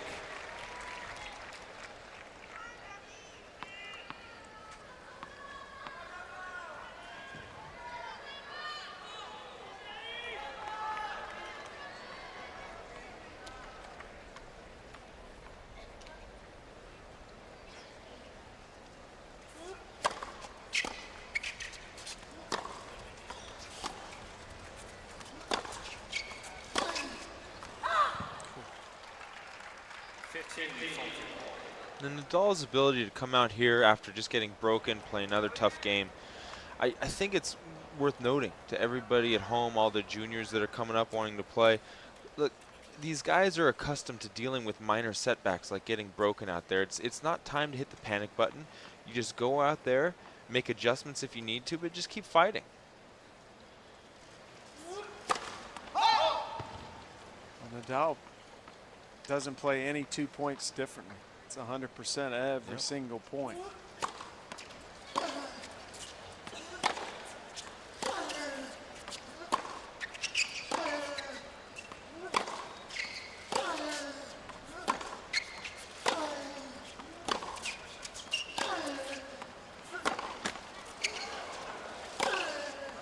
That'll do it. Nadal gets the break, crushes the forehand, and it's 1-1.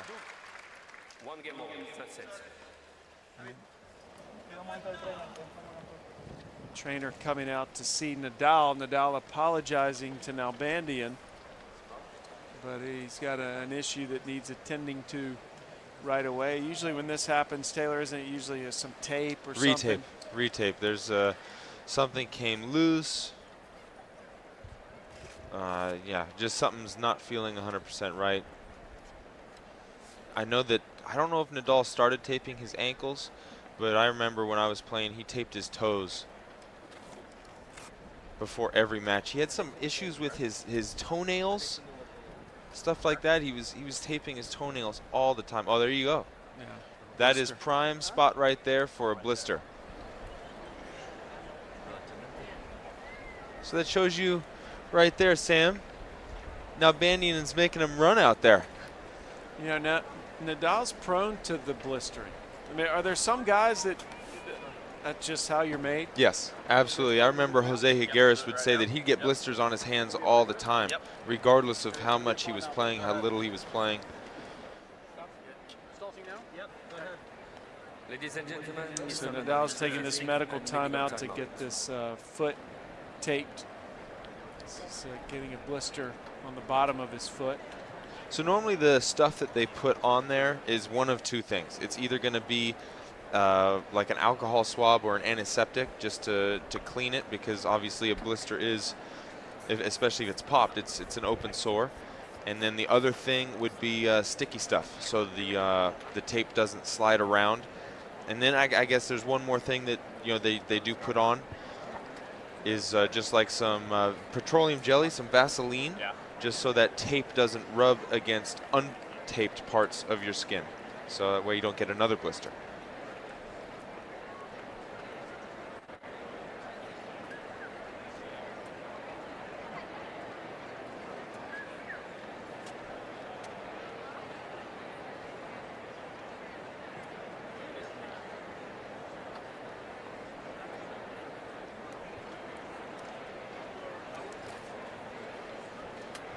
Go.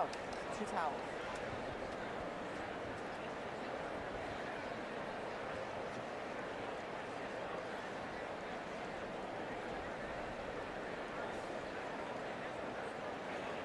Any other spots or just that one? Any other spot or just that one spot? Yeah?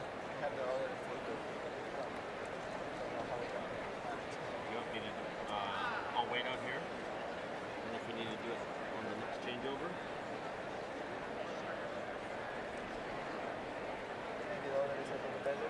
Yeah? We'll wait. Okay.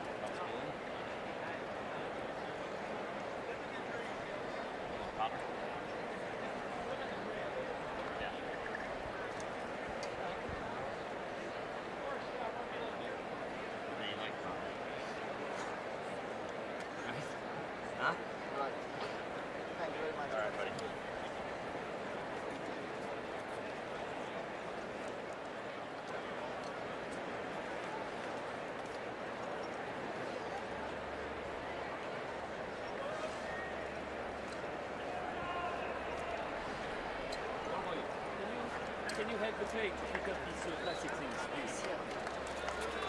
Thank you.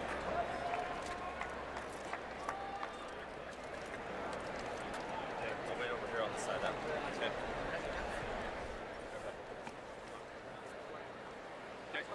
Ciao, buddy.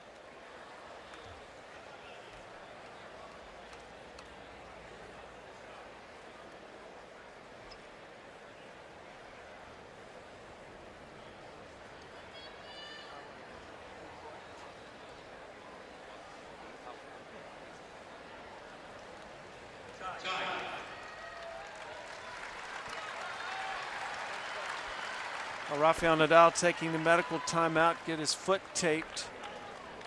And I wonder if that's bad for Nalbandian to sit like that with the hip and the groin problems he's had. Generally, if you sit just for a couple minutes like that, it's not a big deal. If he had to do a rain delay, something like that, then you're talking about issues. And Nalbandian and Nadal have traded service breaks here to start this third set, 1-all.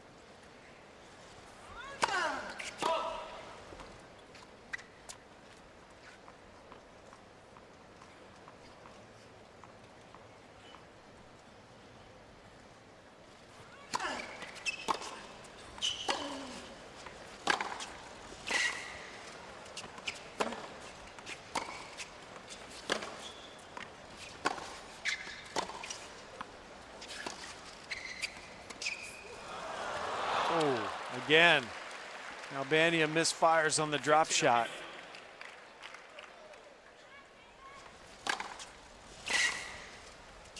It was his right foot that was taped.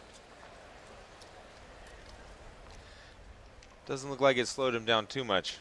This is the most humid day we've had, so I guess you're a little more susceptible to getting blisters as your feet are wet.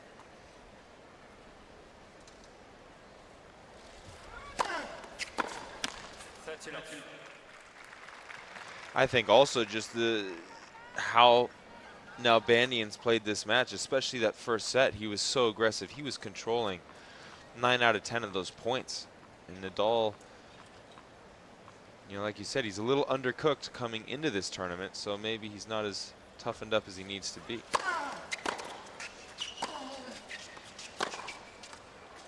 Big shot from Nalbandian.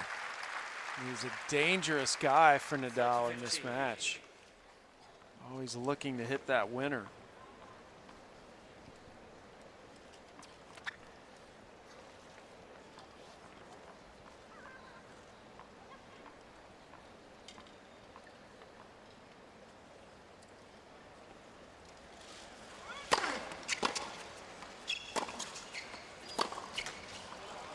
.40-15 for Nadal. Winner of this match gets either Gilles Muller or Igor Kunitsyn. And at the moment, Muller's up a set and a break on Kunitsyn. It's a hard-serving guy from Luxembourg. Muller's beaten Andy Roddick here in the past.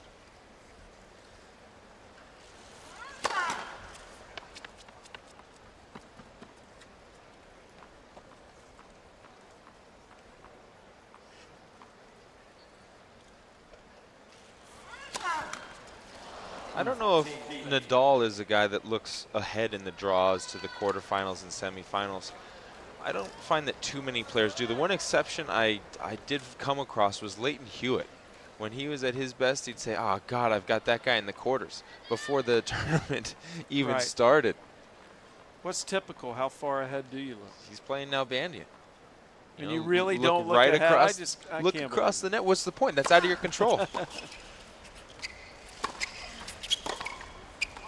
Ah, Nalbandian finds the line and stays in this game. What a shot. How that draw unfolds is out of your control. So your job is just to play that guy who's standing across the net from you on that day. Yeah, and I always felt like you handle pressure situations better the simpler you make your thought process out there. So you don't just grab the draw and look over the people Oftentimes, in your half? I never even looked who I was playing. Huh.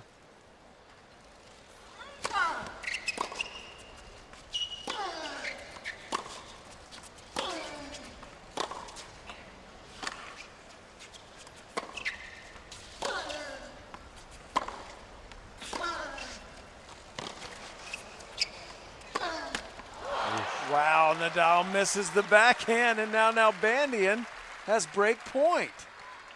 Advantage. No one's held yet in this set, and it looked like Nadal was off to a comfortable start here.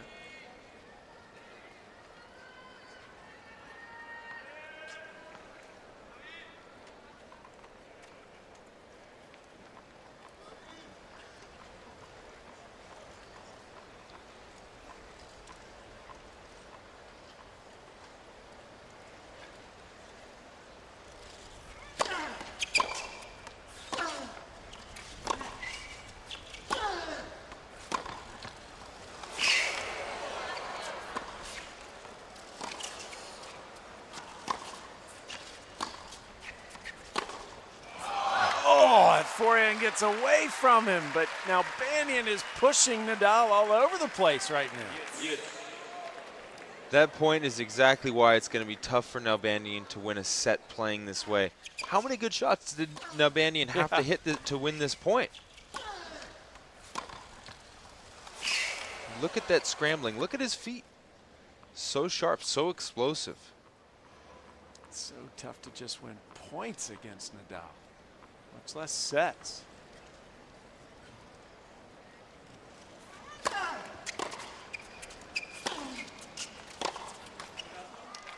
now Nadal back to game point. Nalbandian screaming at himself back there.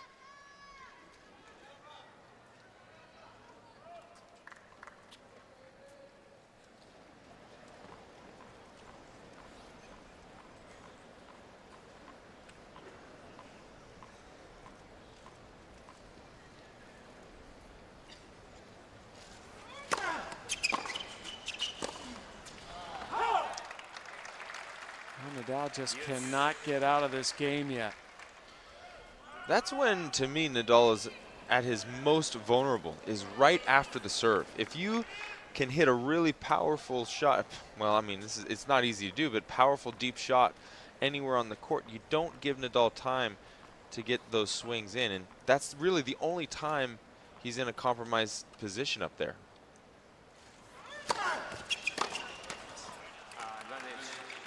The only other time that he's standing on or inside the baseline is when he's sitting there waiting for the ball to drop down into his strike zone.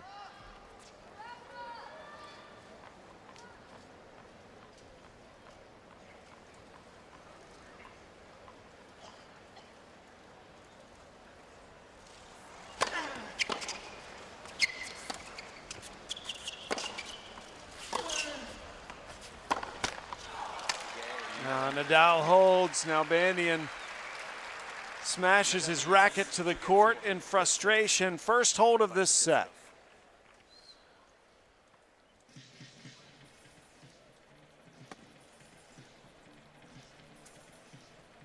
Any way you can expose what you were talking about with Nadal, about how vulnerable he is right after that serve?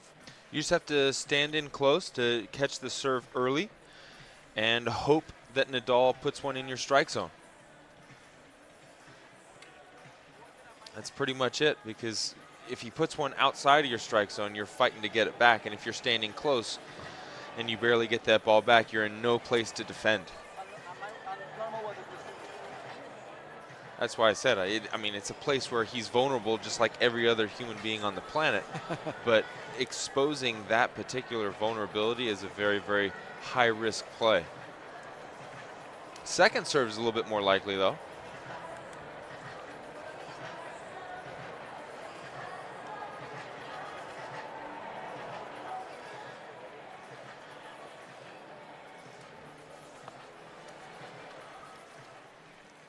After this match, Roddick and Benito Tie. will be playing each other in Arthur Ashe Stadium.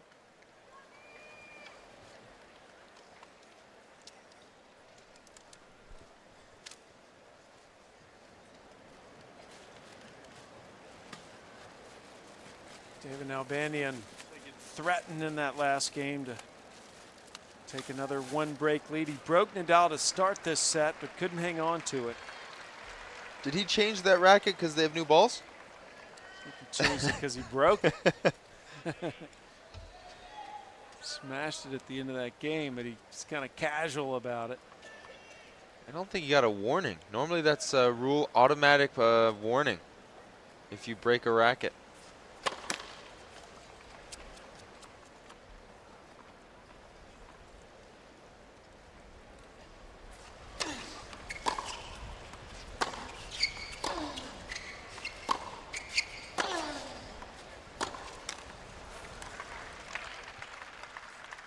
Love 15.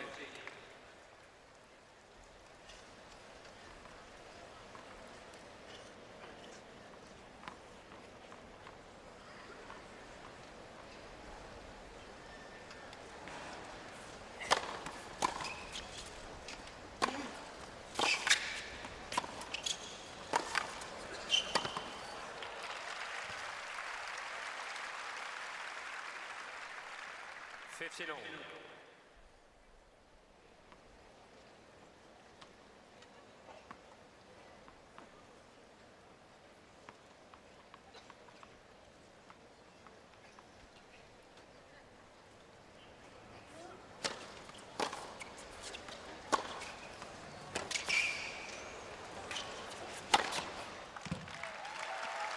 Nalbandian was getting into the net so often earlier in the match. He's slowed down a little bit, but he has come in already 5 times here in this set. He's played well this set so far. This is what we saw in the first set.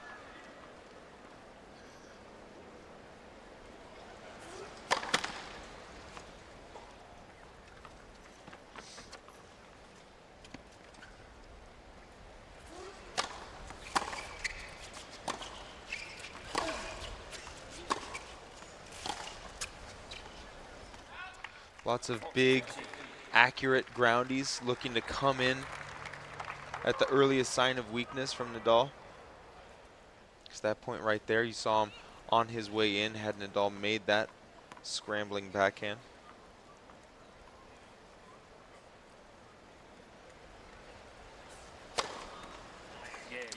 Good serve from Nalbandian. That's one of the best service games he's had in a while.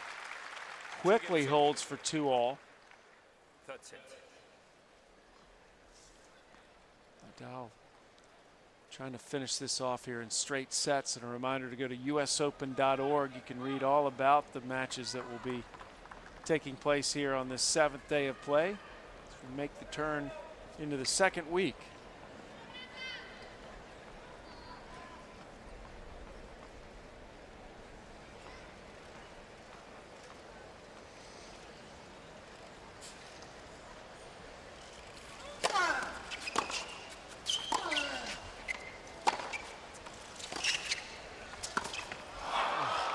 It was there. 15 off. It's another one of those shots where Nadal's speed almost forced that error out of Nalbandian. You just end up having to cut these things a little bit more perfect than you want to. I mean, if I was the one scrambling instead of Nadal, he wouldn't have missed that for his life right there. You don't carry the same fear of movement that Nadal carried? I should, but I don't.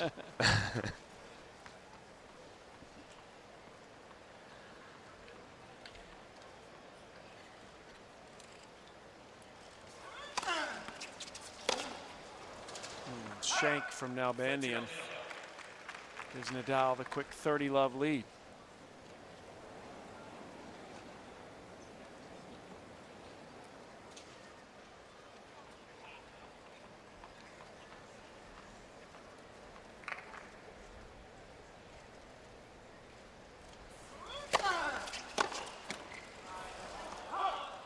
It's a bad luck game here for Nalbandian.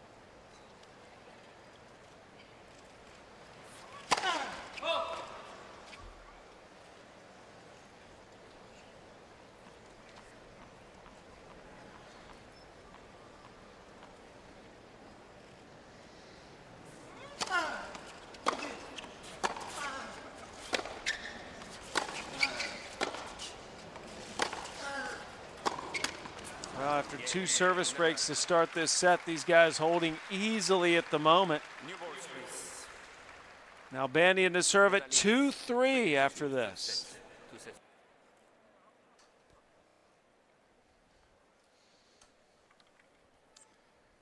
Nalbandian and Nadal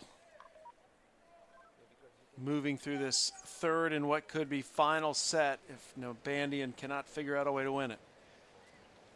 Some blisters getting taped on the feet of Nadal. I have seen him in the past where the blisters become an issue later in the tournament. So that's something that he's hopefully going to be able to take care of here before it gets too bad.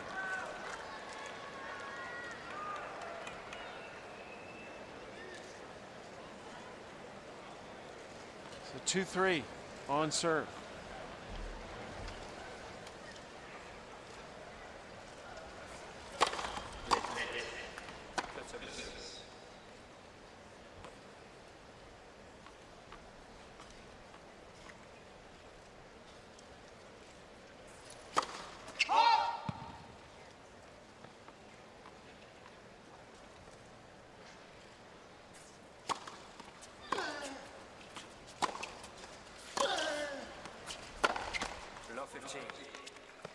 If you're in the third round of a Grand Slam and you're starting to get blisters on your feet, Taylor, what can you do about that? If you're like Nadal and you expect to be in the final. 0. For this tournament, there's nothing he can do. But, you know, they just tape it up each match. Doesn't get worse? Nah.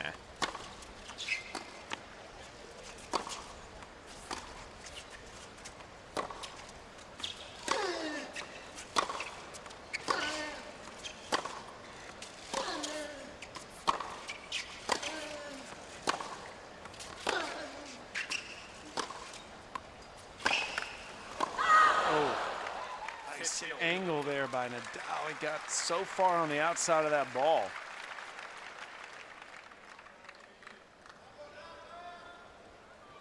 Nalbandian, 6 aces today.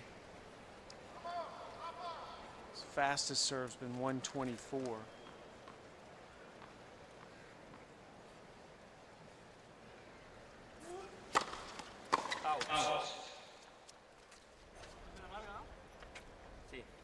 Pascal Maria stepping in there and making that call.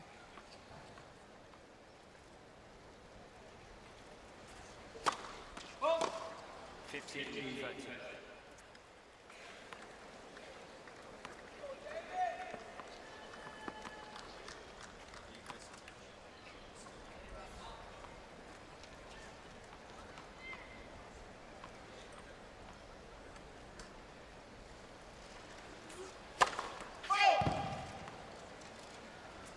Again, Nalbandian.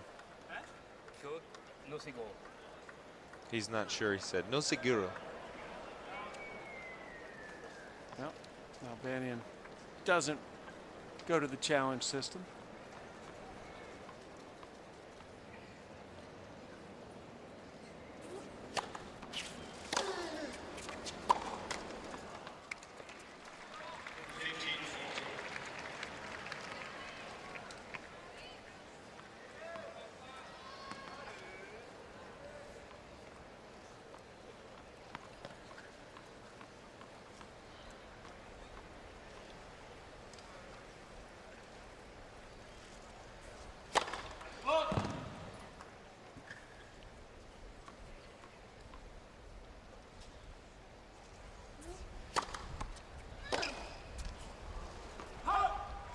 Nalbandian still facing break point here.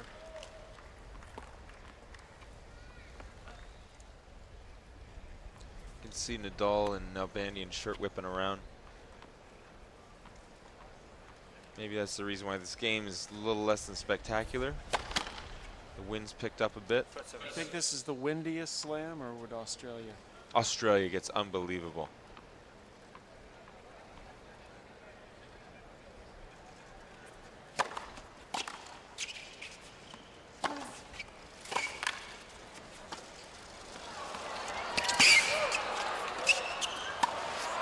Oh, Nalbandian picked the wrong shot, and Nadal gets the break. Nadal leads 4 games to 2, third set. And that could be the difference in this match.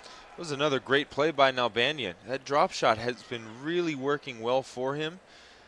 Just totally misplayed that little lob, and it's not an easy position. Normally when you're hitting topspin lobs, you're from the baseline. He's hitting these lobs from almost at the service line, so you're losing probably about 20 feet of court, 20 feet of baseline to work with.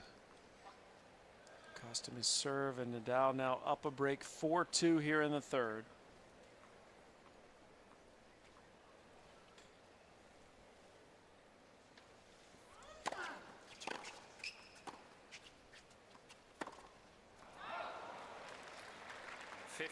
Let's see if Nalbandian can make any last stand here. But back to the blisters on Nadal. I mean, the only thing that I found actually worked in the short term was super glue. Just putting some of that, the crazy glue underneath the skin and melting it together. I mean, it stings like crazy for a couple of minutes, but it seems to work. Then you have to wait for that to just dissolve in your foot. Yeah.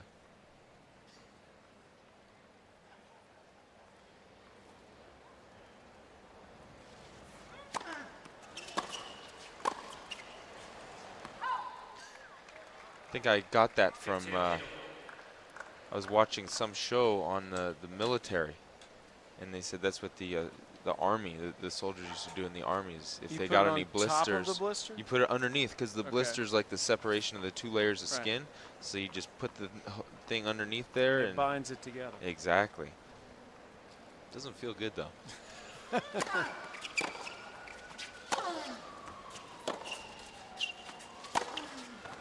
Sounds like an infection waiting to happen to me, Well, I've come out unscathed. I've had to do it a few times.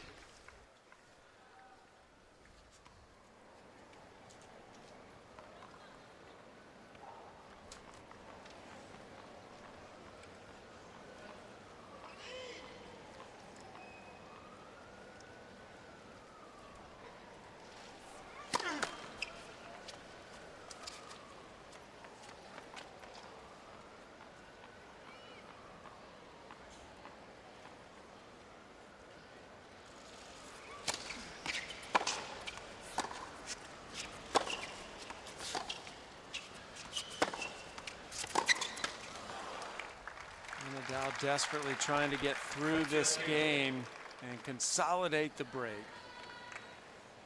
But nothing really has come easy for him against Nalbandian except for that second set. Nalbandian seemed to go away for a while.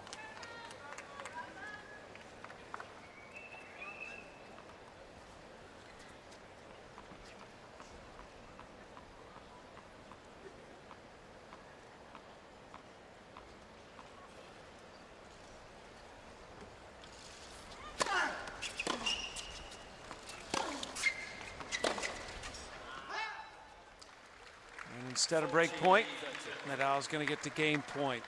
Nalbandian commits his 17th unforced error in this set. He's had 54 for the match. Just going for broke on every shot. 30.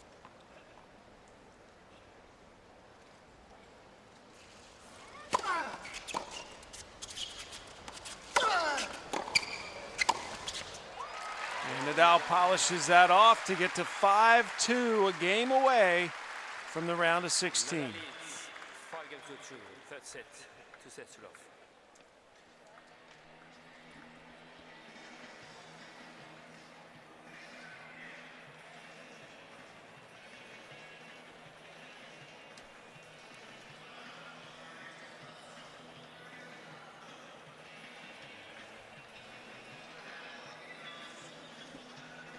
It's only the 9th time Nadal's come in this match. He hasn't had much opportunity to get to the net. Nalbandian's either been dictating play, or when Nadal starts to get into positions to come forward, Nalbandian, in his effort to regain control of the point, has committed a lot of errors. Surprising, Nadal's won 43 of the rallies that are 3 shots or less. Seemed to be like that seemed to be the play Nalbandian was trying to to win. Well, and that's where Nalbandian would prefer to play this match, is 3 shots or less. The fact of the matter is he's going for an absolute, just a lot on all of his groundies. So the reason why those stats are padded a little bit because of those Nalbandian errors.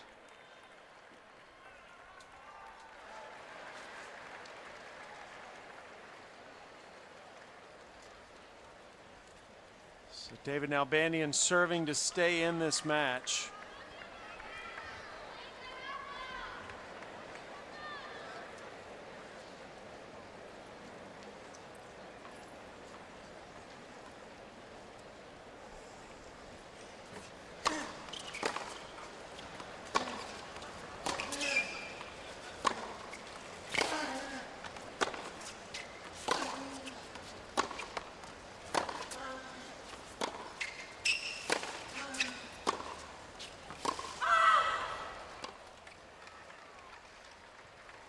Nalbandian's going to go to the challenge this time. He's resisted until now. Hasn't wanted to go to the challenge, but now the chase review will determine whether this ball was in or out, and it was out. Love 15. So the correct call made. Mr. Nalbandian has 2 challenges remaining.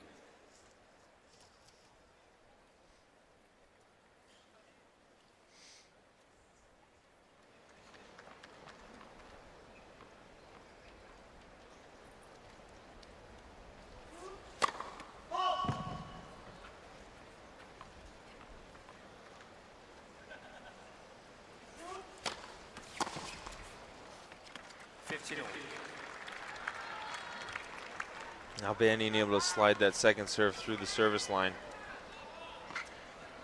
Every time these balls hit the lines, they seem to pick up.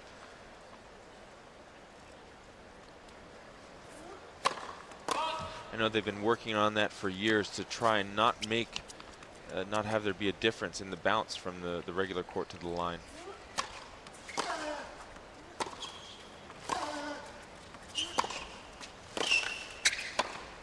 Good move by Nalbandian. Well, you mentioned the speed of this court being a little slower, but as this tournament progresses, shouldn't they speed up? Shouldn't it get faster? In theory, yes, but in reality, not enough to where anybody's going to notice a difference.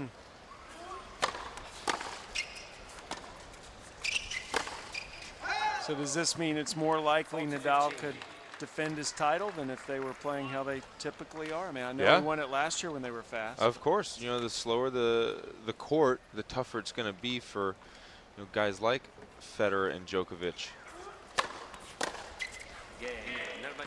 to exploit those big swings in Nadal. So Nalbandian stays alive, but now Nadal will serve for the match and a spot in the round of 16. The winner to get Muller or Kunitsin, and Muller is currently up 2 sets to love in the grandstand on Kunitsin.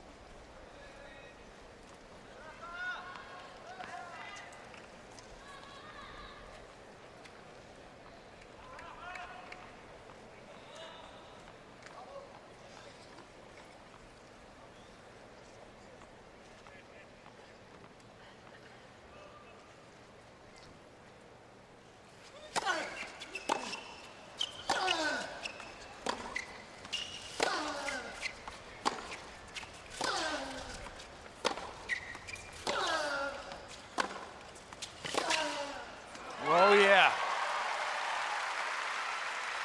Nalbandian completely leaning the wrong way there. 50 love.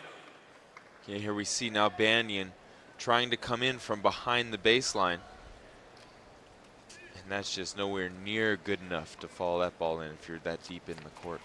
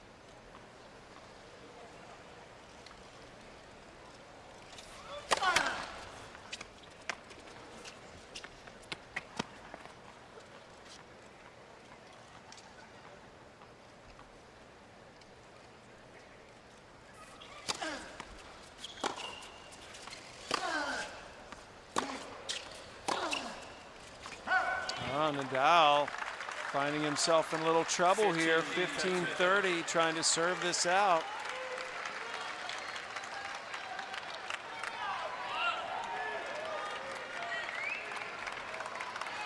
Forehands missed all match long. It's got to be nerves. Doesn't miss forehands like that since we've been watching. Yeah, they've been ugly.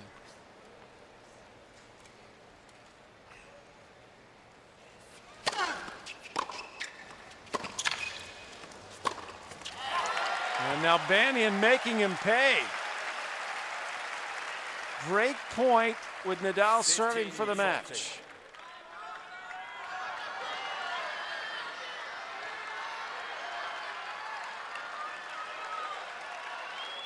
Nalbandian get the break.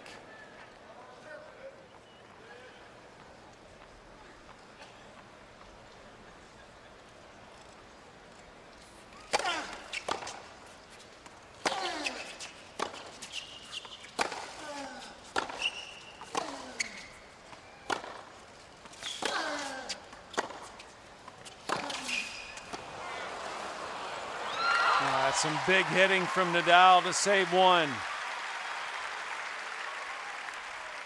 Nalbandian made Nadal play a great point there to keep in this service game.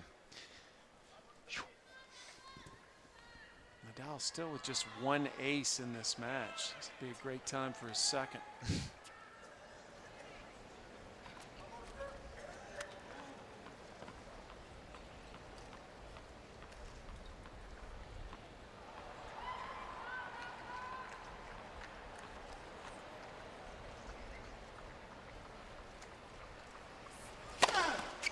There it is. Look at that, Sam.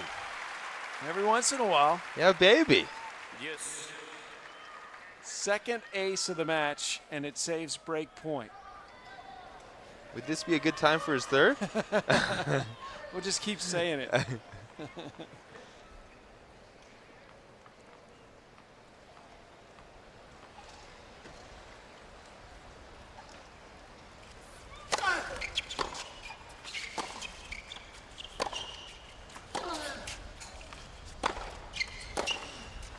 Yeah, just so tough to leave it short against Nalbandian. Back to break point. This would be huge for Nalbandian to break back here. His 7th break point of the match. He's only converted twice.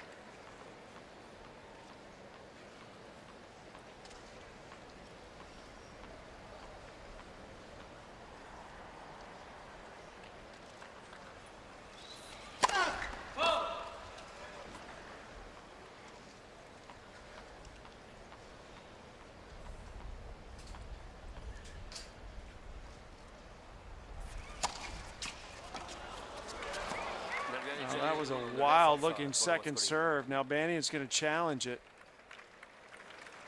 He's not 100% sure, but it's worth a look, he says. I couldn't tell if this was a miss. It sounded awful. That was a crazy-looking second serve, and it was out. So that is the break. And Nalbandian's back in business. Nadal leads 5 games to 4, third set, 2 sets to love. Well, that was a pretty tight game from Nalbandian. I mean Nadal.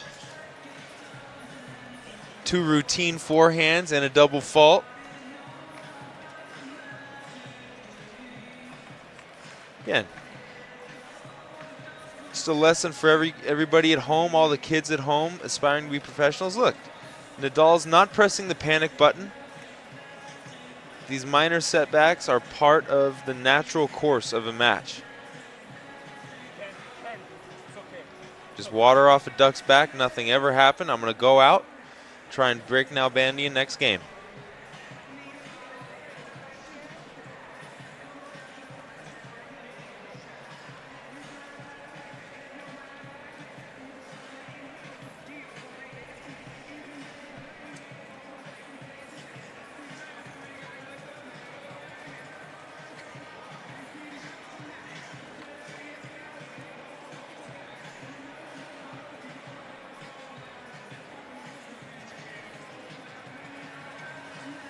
Chime.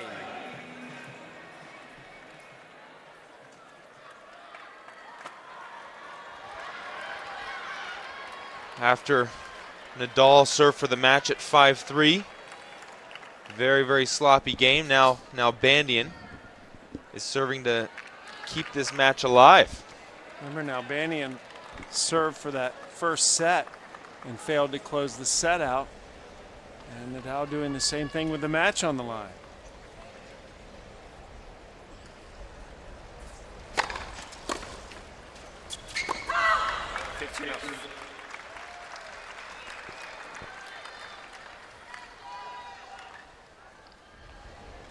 This gives Nalbandian a little extra energy that he so desperately needs.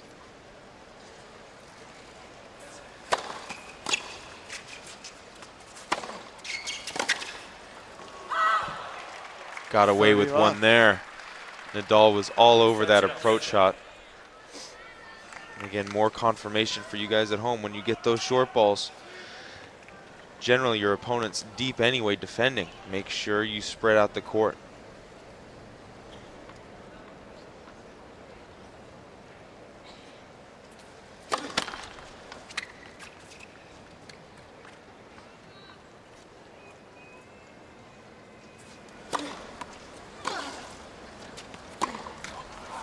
I mean, was that a surprising break of serve to you? Because I'm kind of shocked by it. It was a tight service game, in my opinion, from Nadal. You know, he had that sitter inside-out forehand. He netted. Then he sprayed one from the back of the court. I mean, he's missed forehands over the course of the match, but not back-to-back and that comfortably.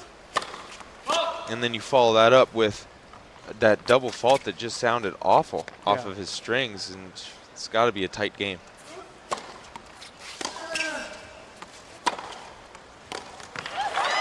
And Nalbandian's taking advantage of that. 40-15. Nadal admittedly was nervous during the opening rounds of a slam, but we're getting deeper and deeper now.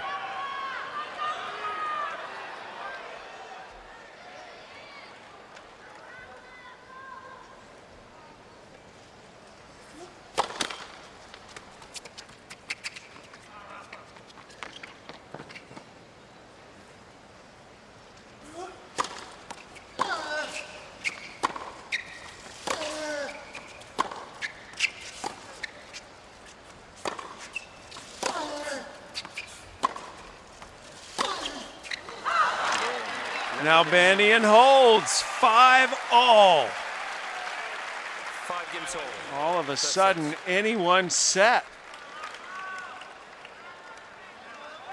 Frustrated Rafael Nadal.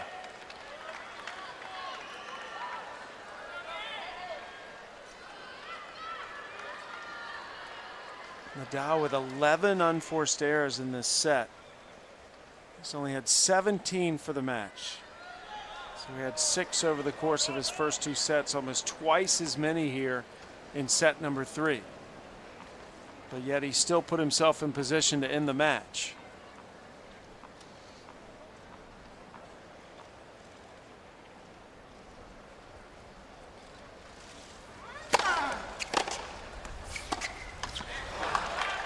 Watch out. This could get very interesting. Just does not look as sharp all of a sudden.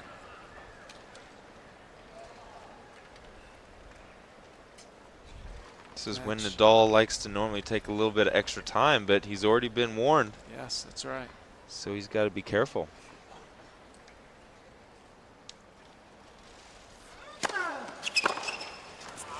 What a return!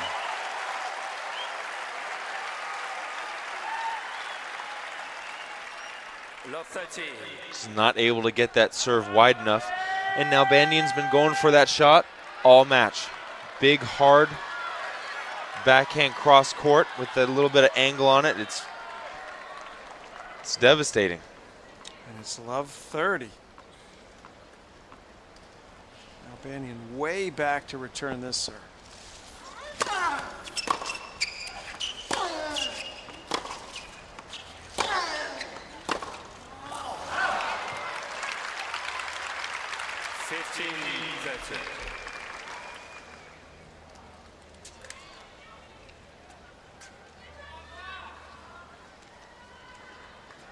See these guys going to the towels. Shirts are soaked.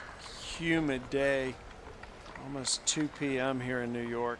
Heat of the day as well. Been battling it out 2.5 hours now.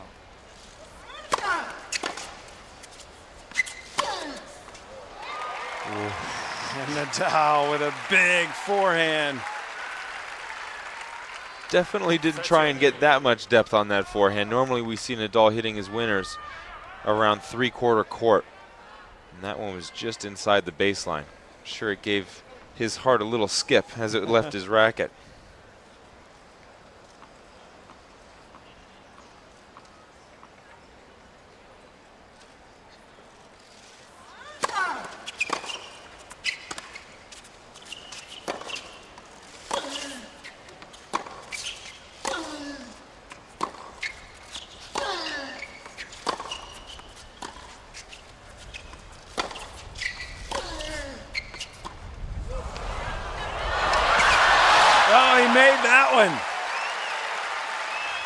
Nalbandian had been failing at these attempts at drop shots recently. 30-14. Nalbandian's been so offensive with that backhand, both cross court and up the line, that he can get away with doing those drop shots. But if you're not doing damage to your opponent, you can't get away with those drop shots because they don't fear that shot. You have to make them fear your shot before you start going for those drop shots. What a time for that drop shot. It's break point.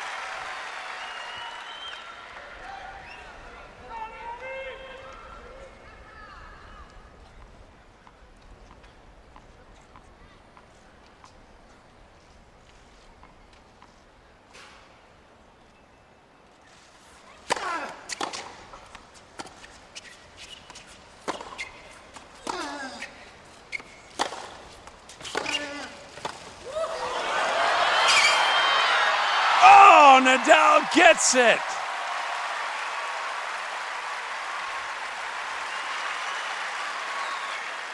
Just great wheels, great defense from Rafael Nadal. He gave Nalbandian what he wanted, was a slow forehand.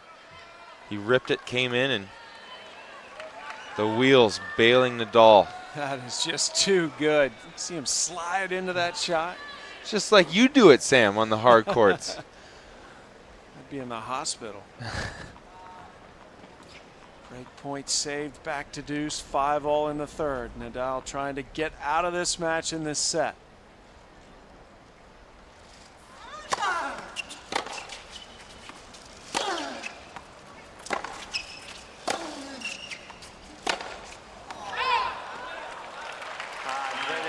So game point Nadal.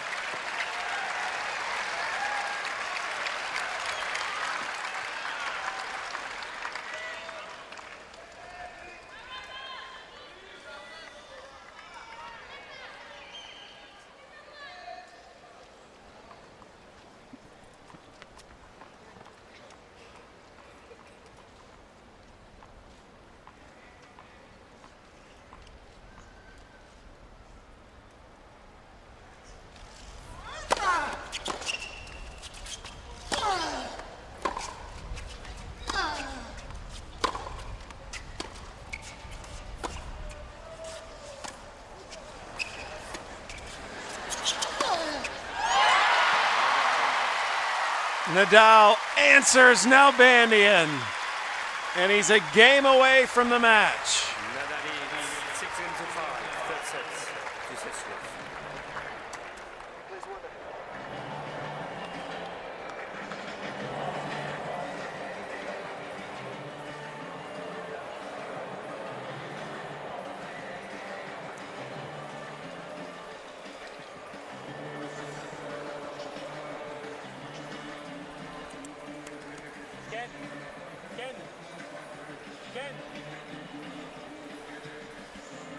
So after 2 hours, 33 minutes, Nadal again a game away from finishing this off.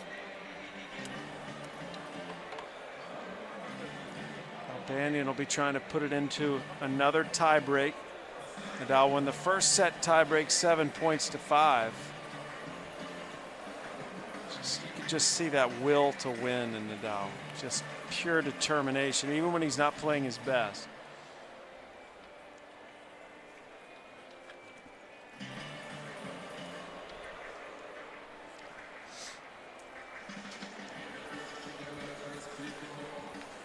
Tie.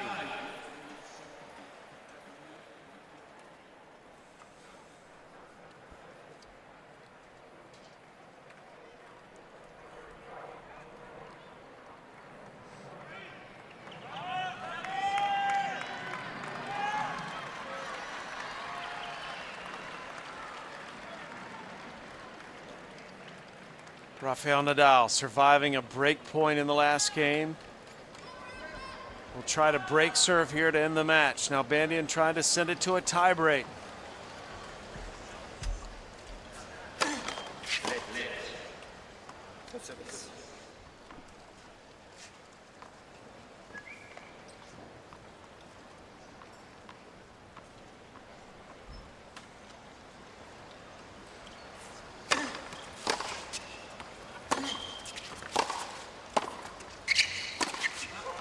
What a shot.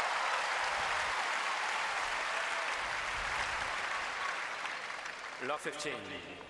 In much better position to come forward, but again, just got a little bit too much depth, not enough width on that approach shot. Had to hit a perfect volley, didn't.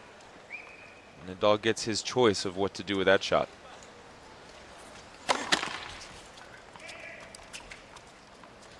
See if Nadal's a little more determined here. Yes, 2 in a row. 2 forehand winners. Love 13.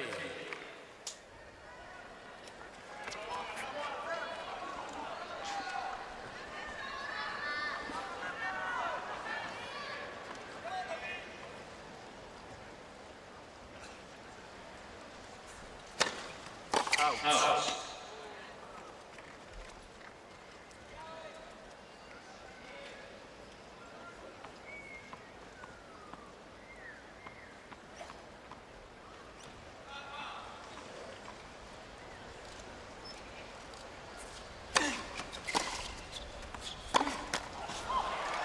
And that will give Nadal match point.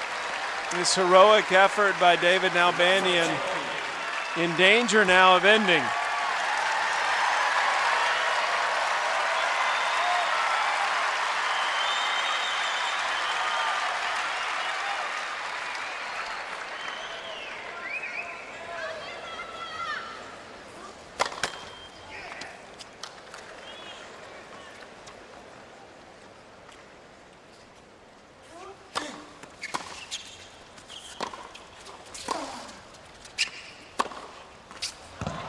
He got it. Nalbandian saves a match point. Barely. Nadal's been leaning to his backhand all day long every time Nalbandian gets a short forehand. Giving a little bit more room to go up the line. Match point number 2.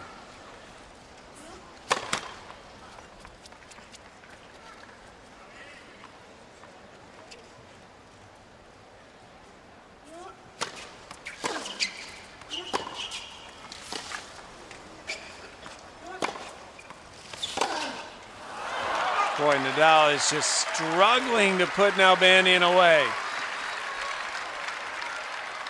30-14. Another match point facing Nalbandian.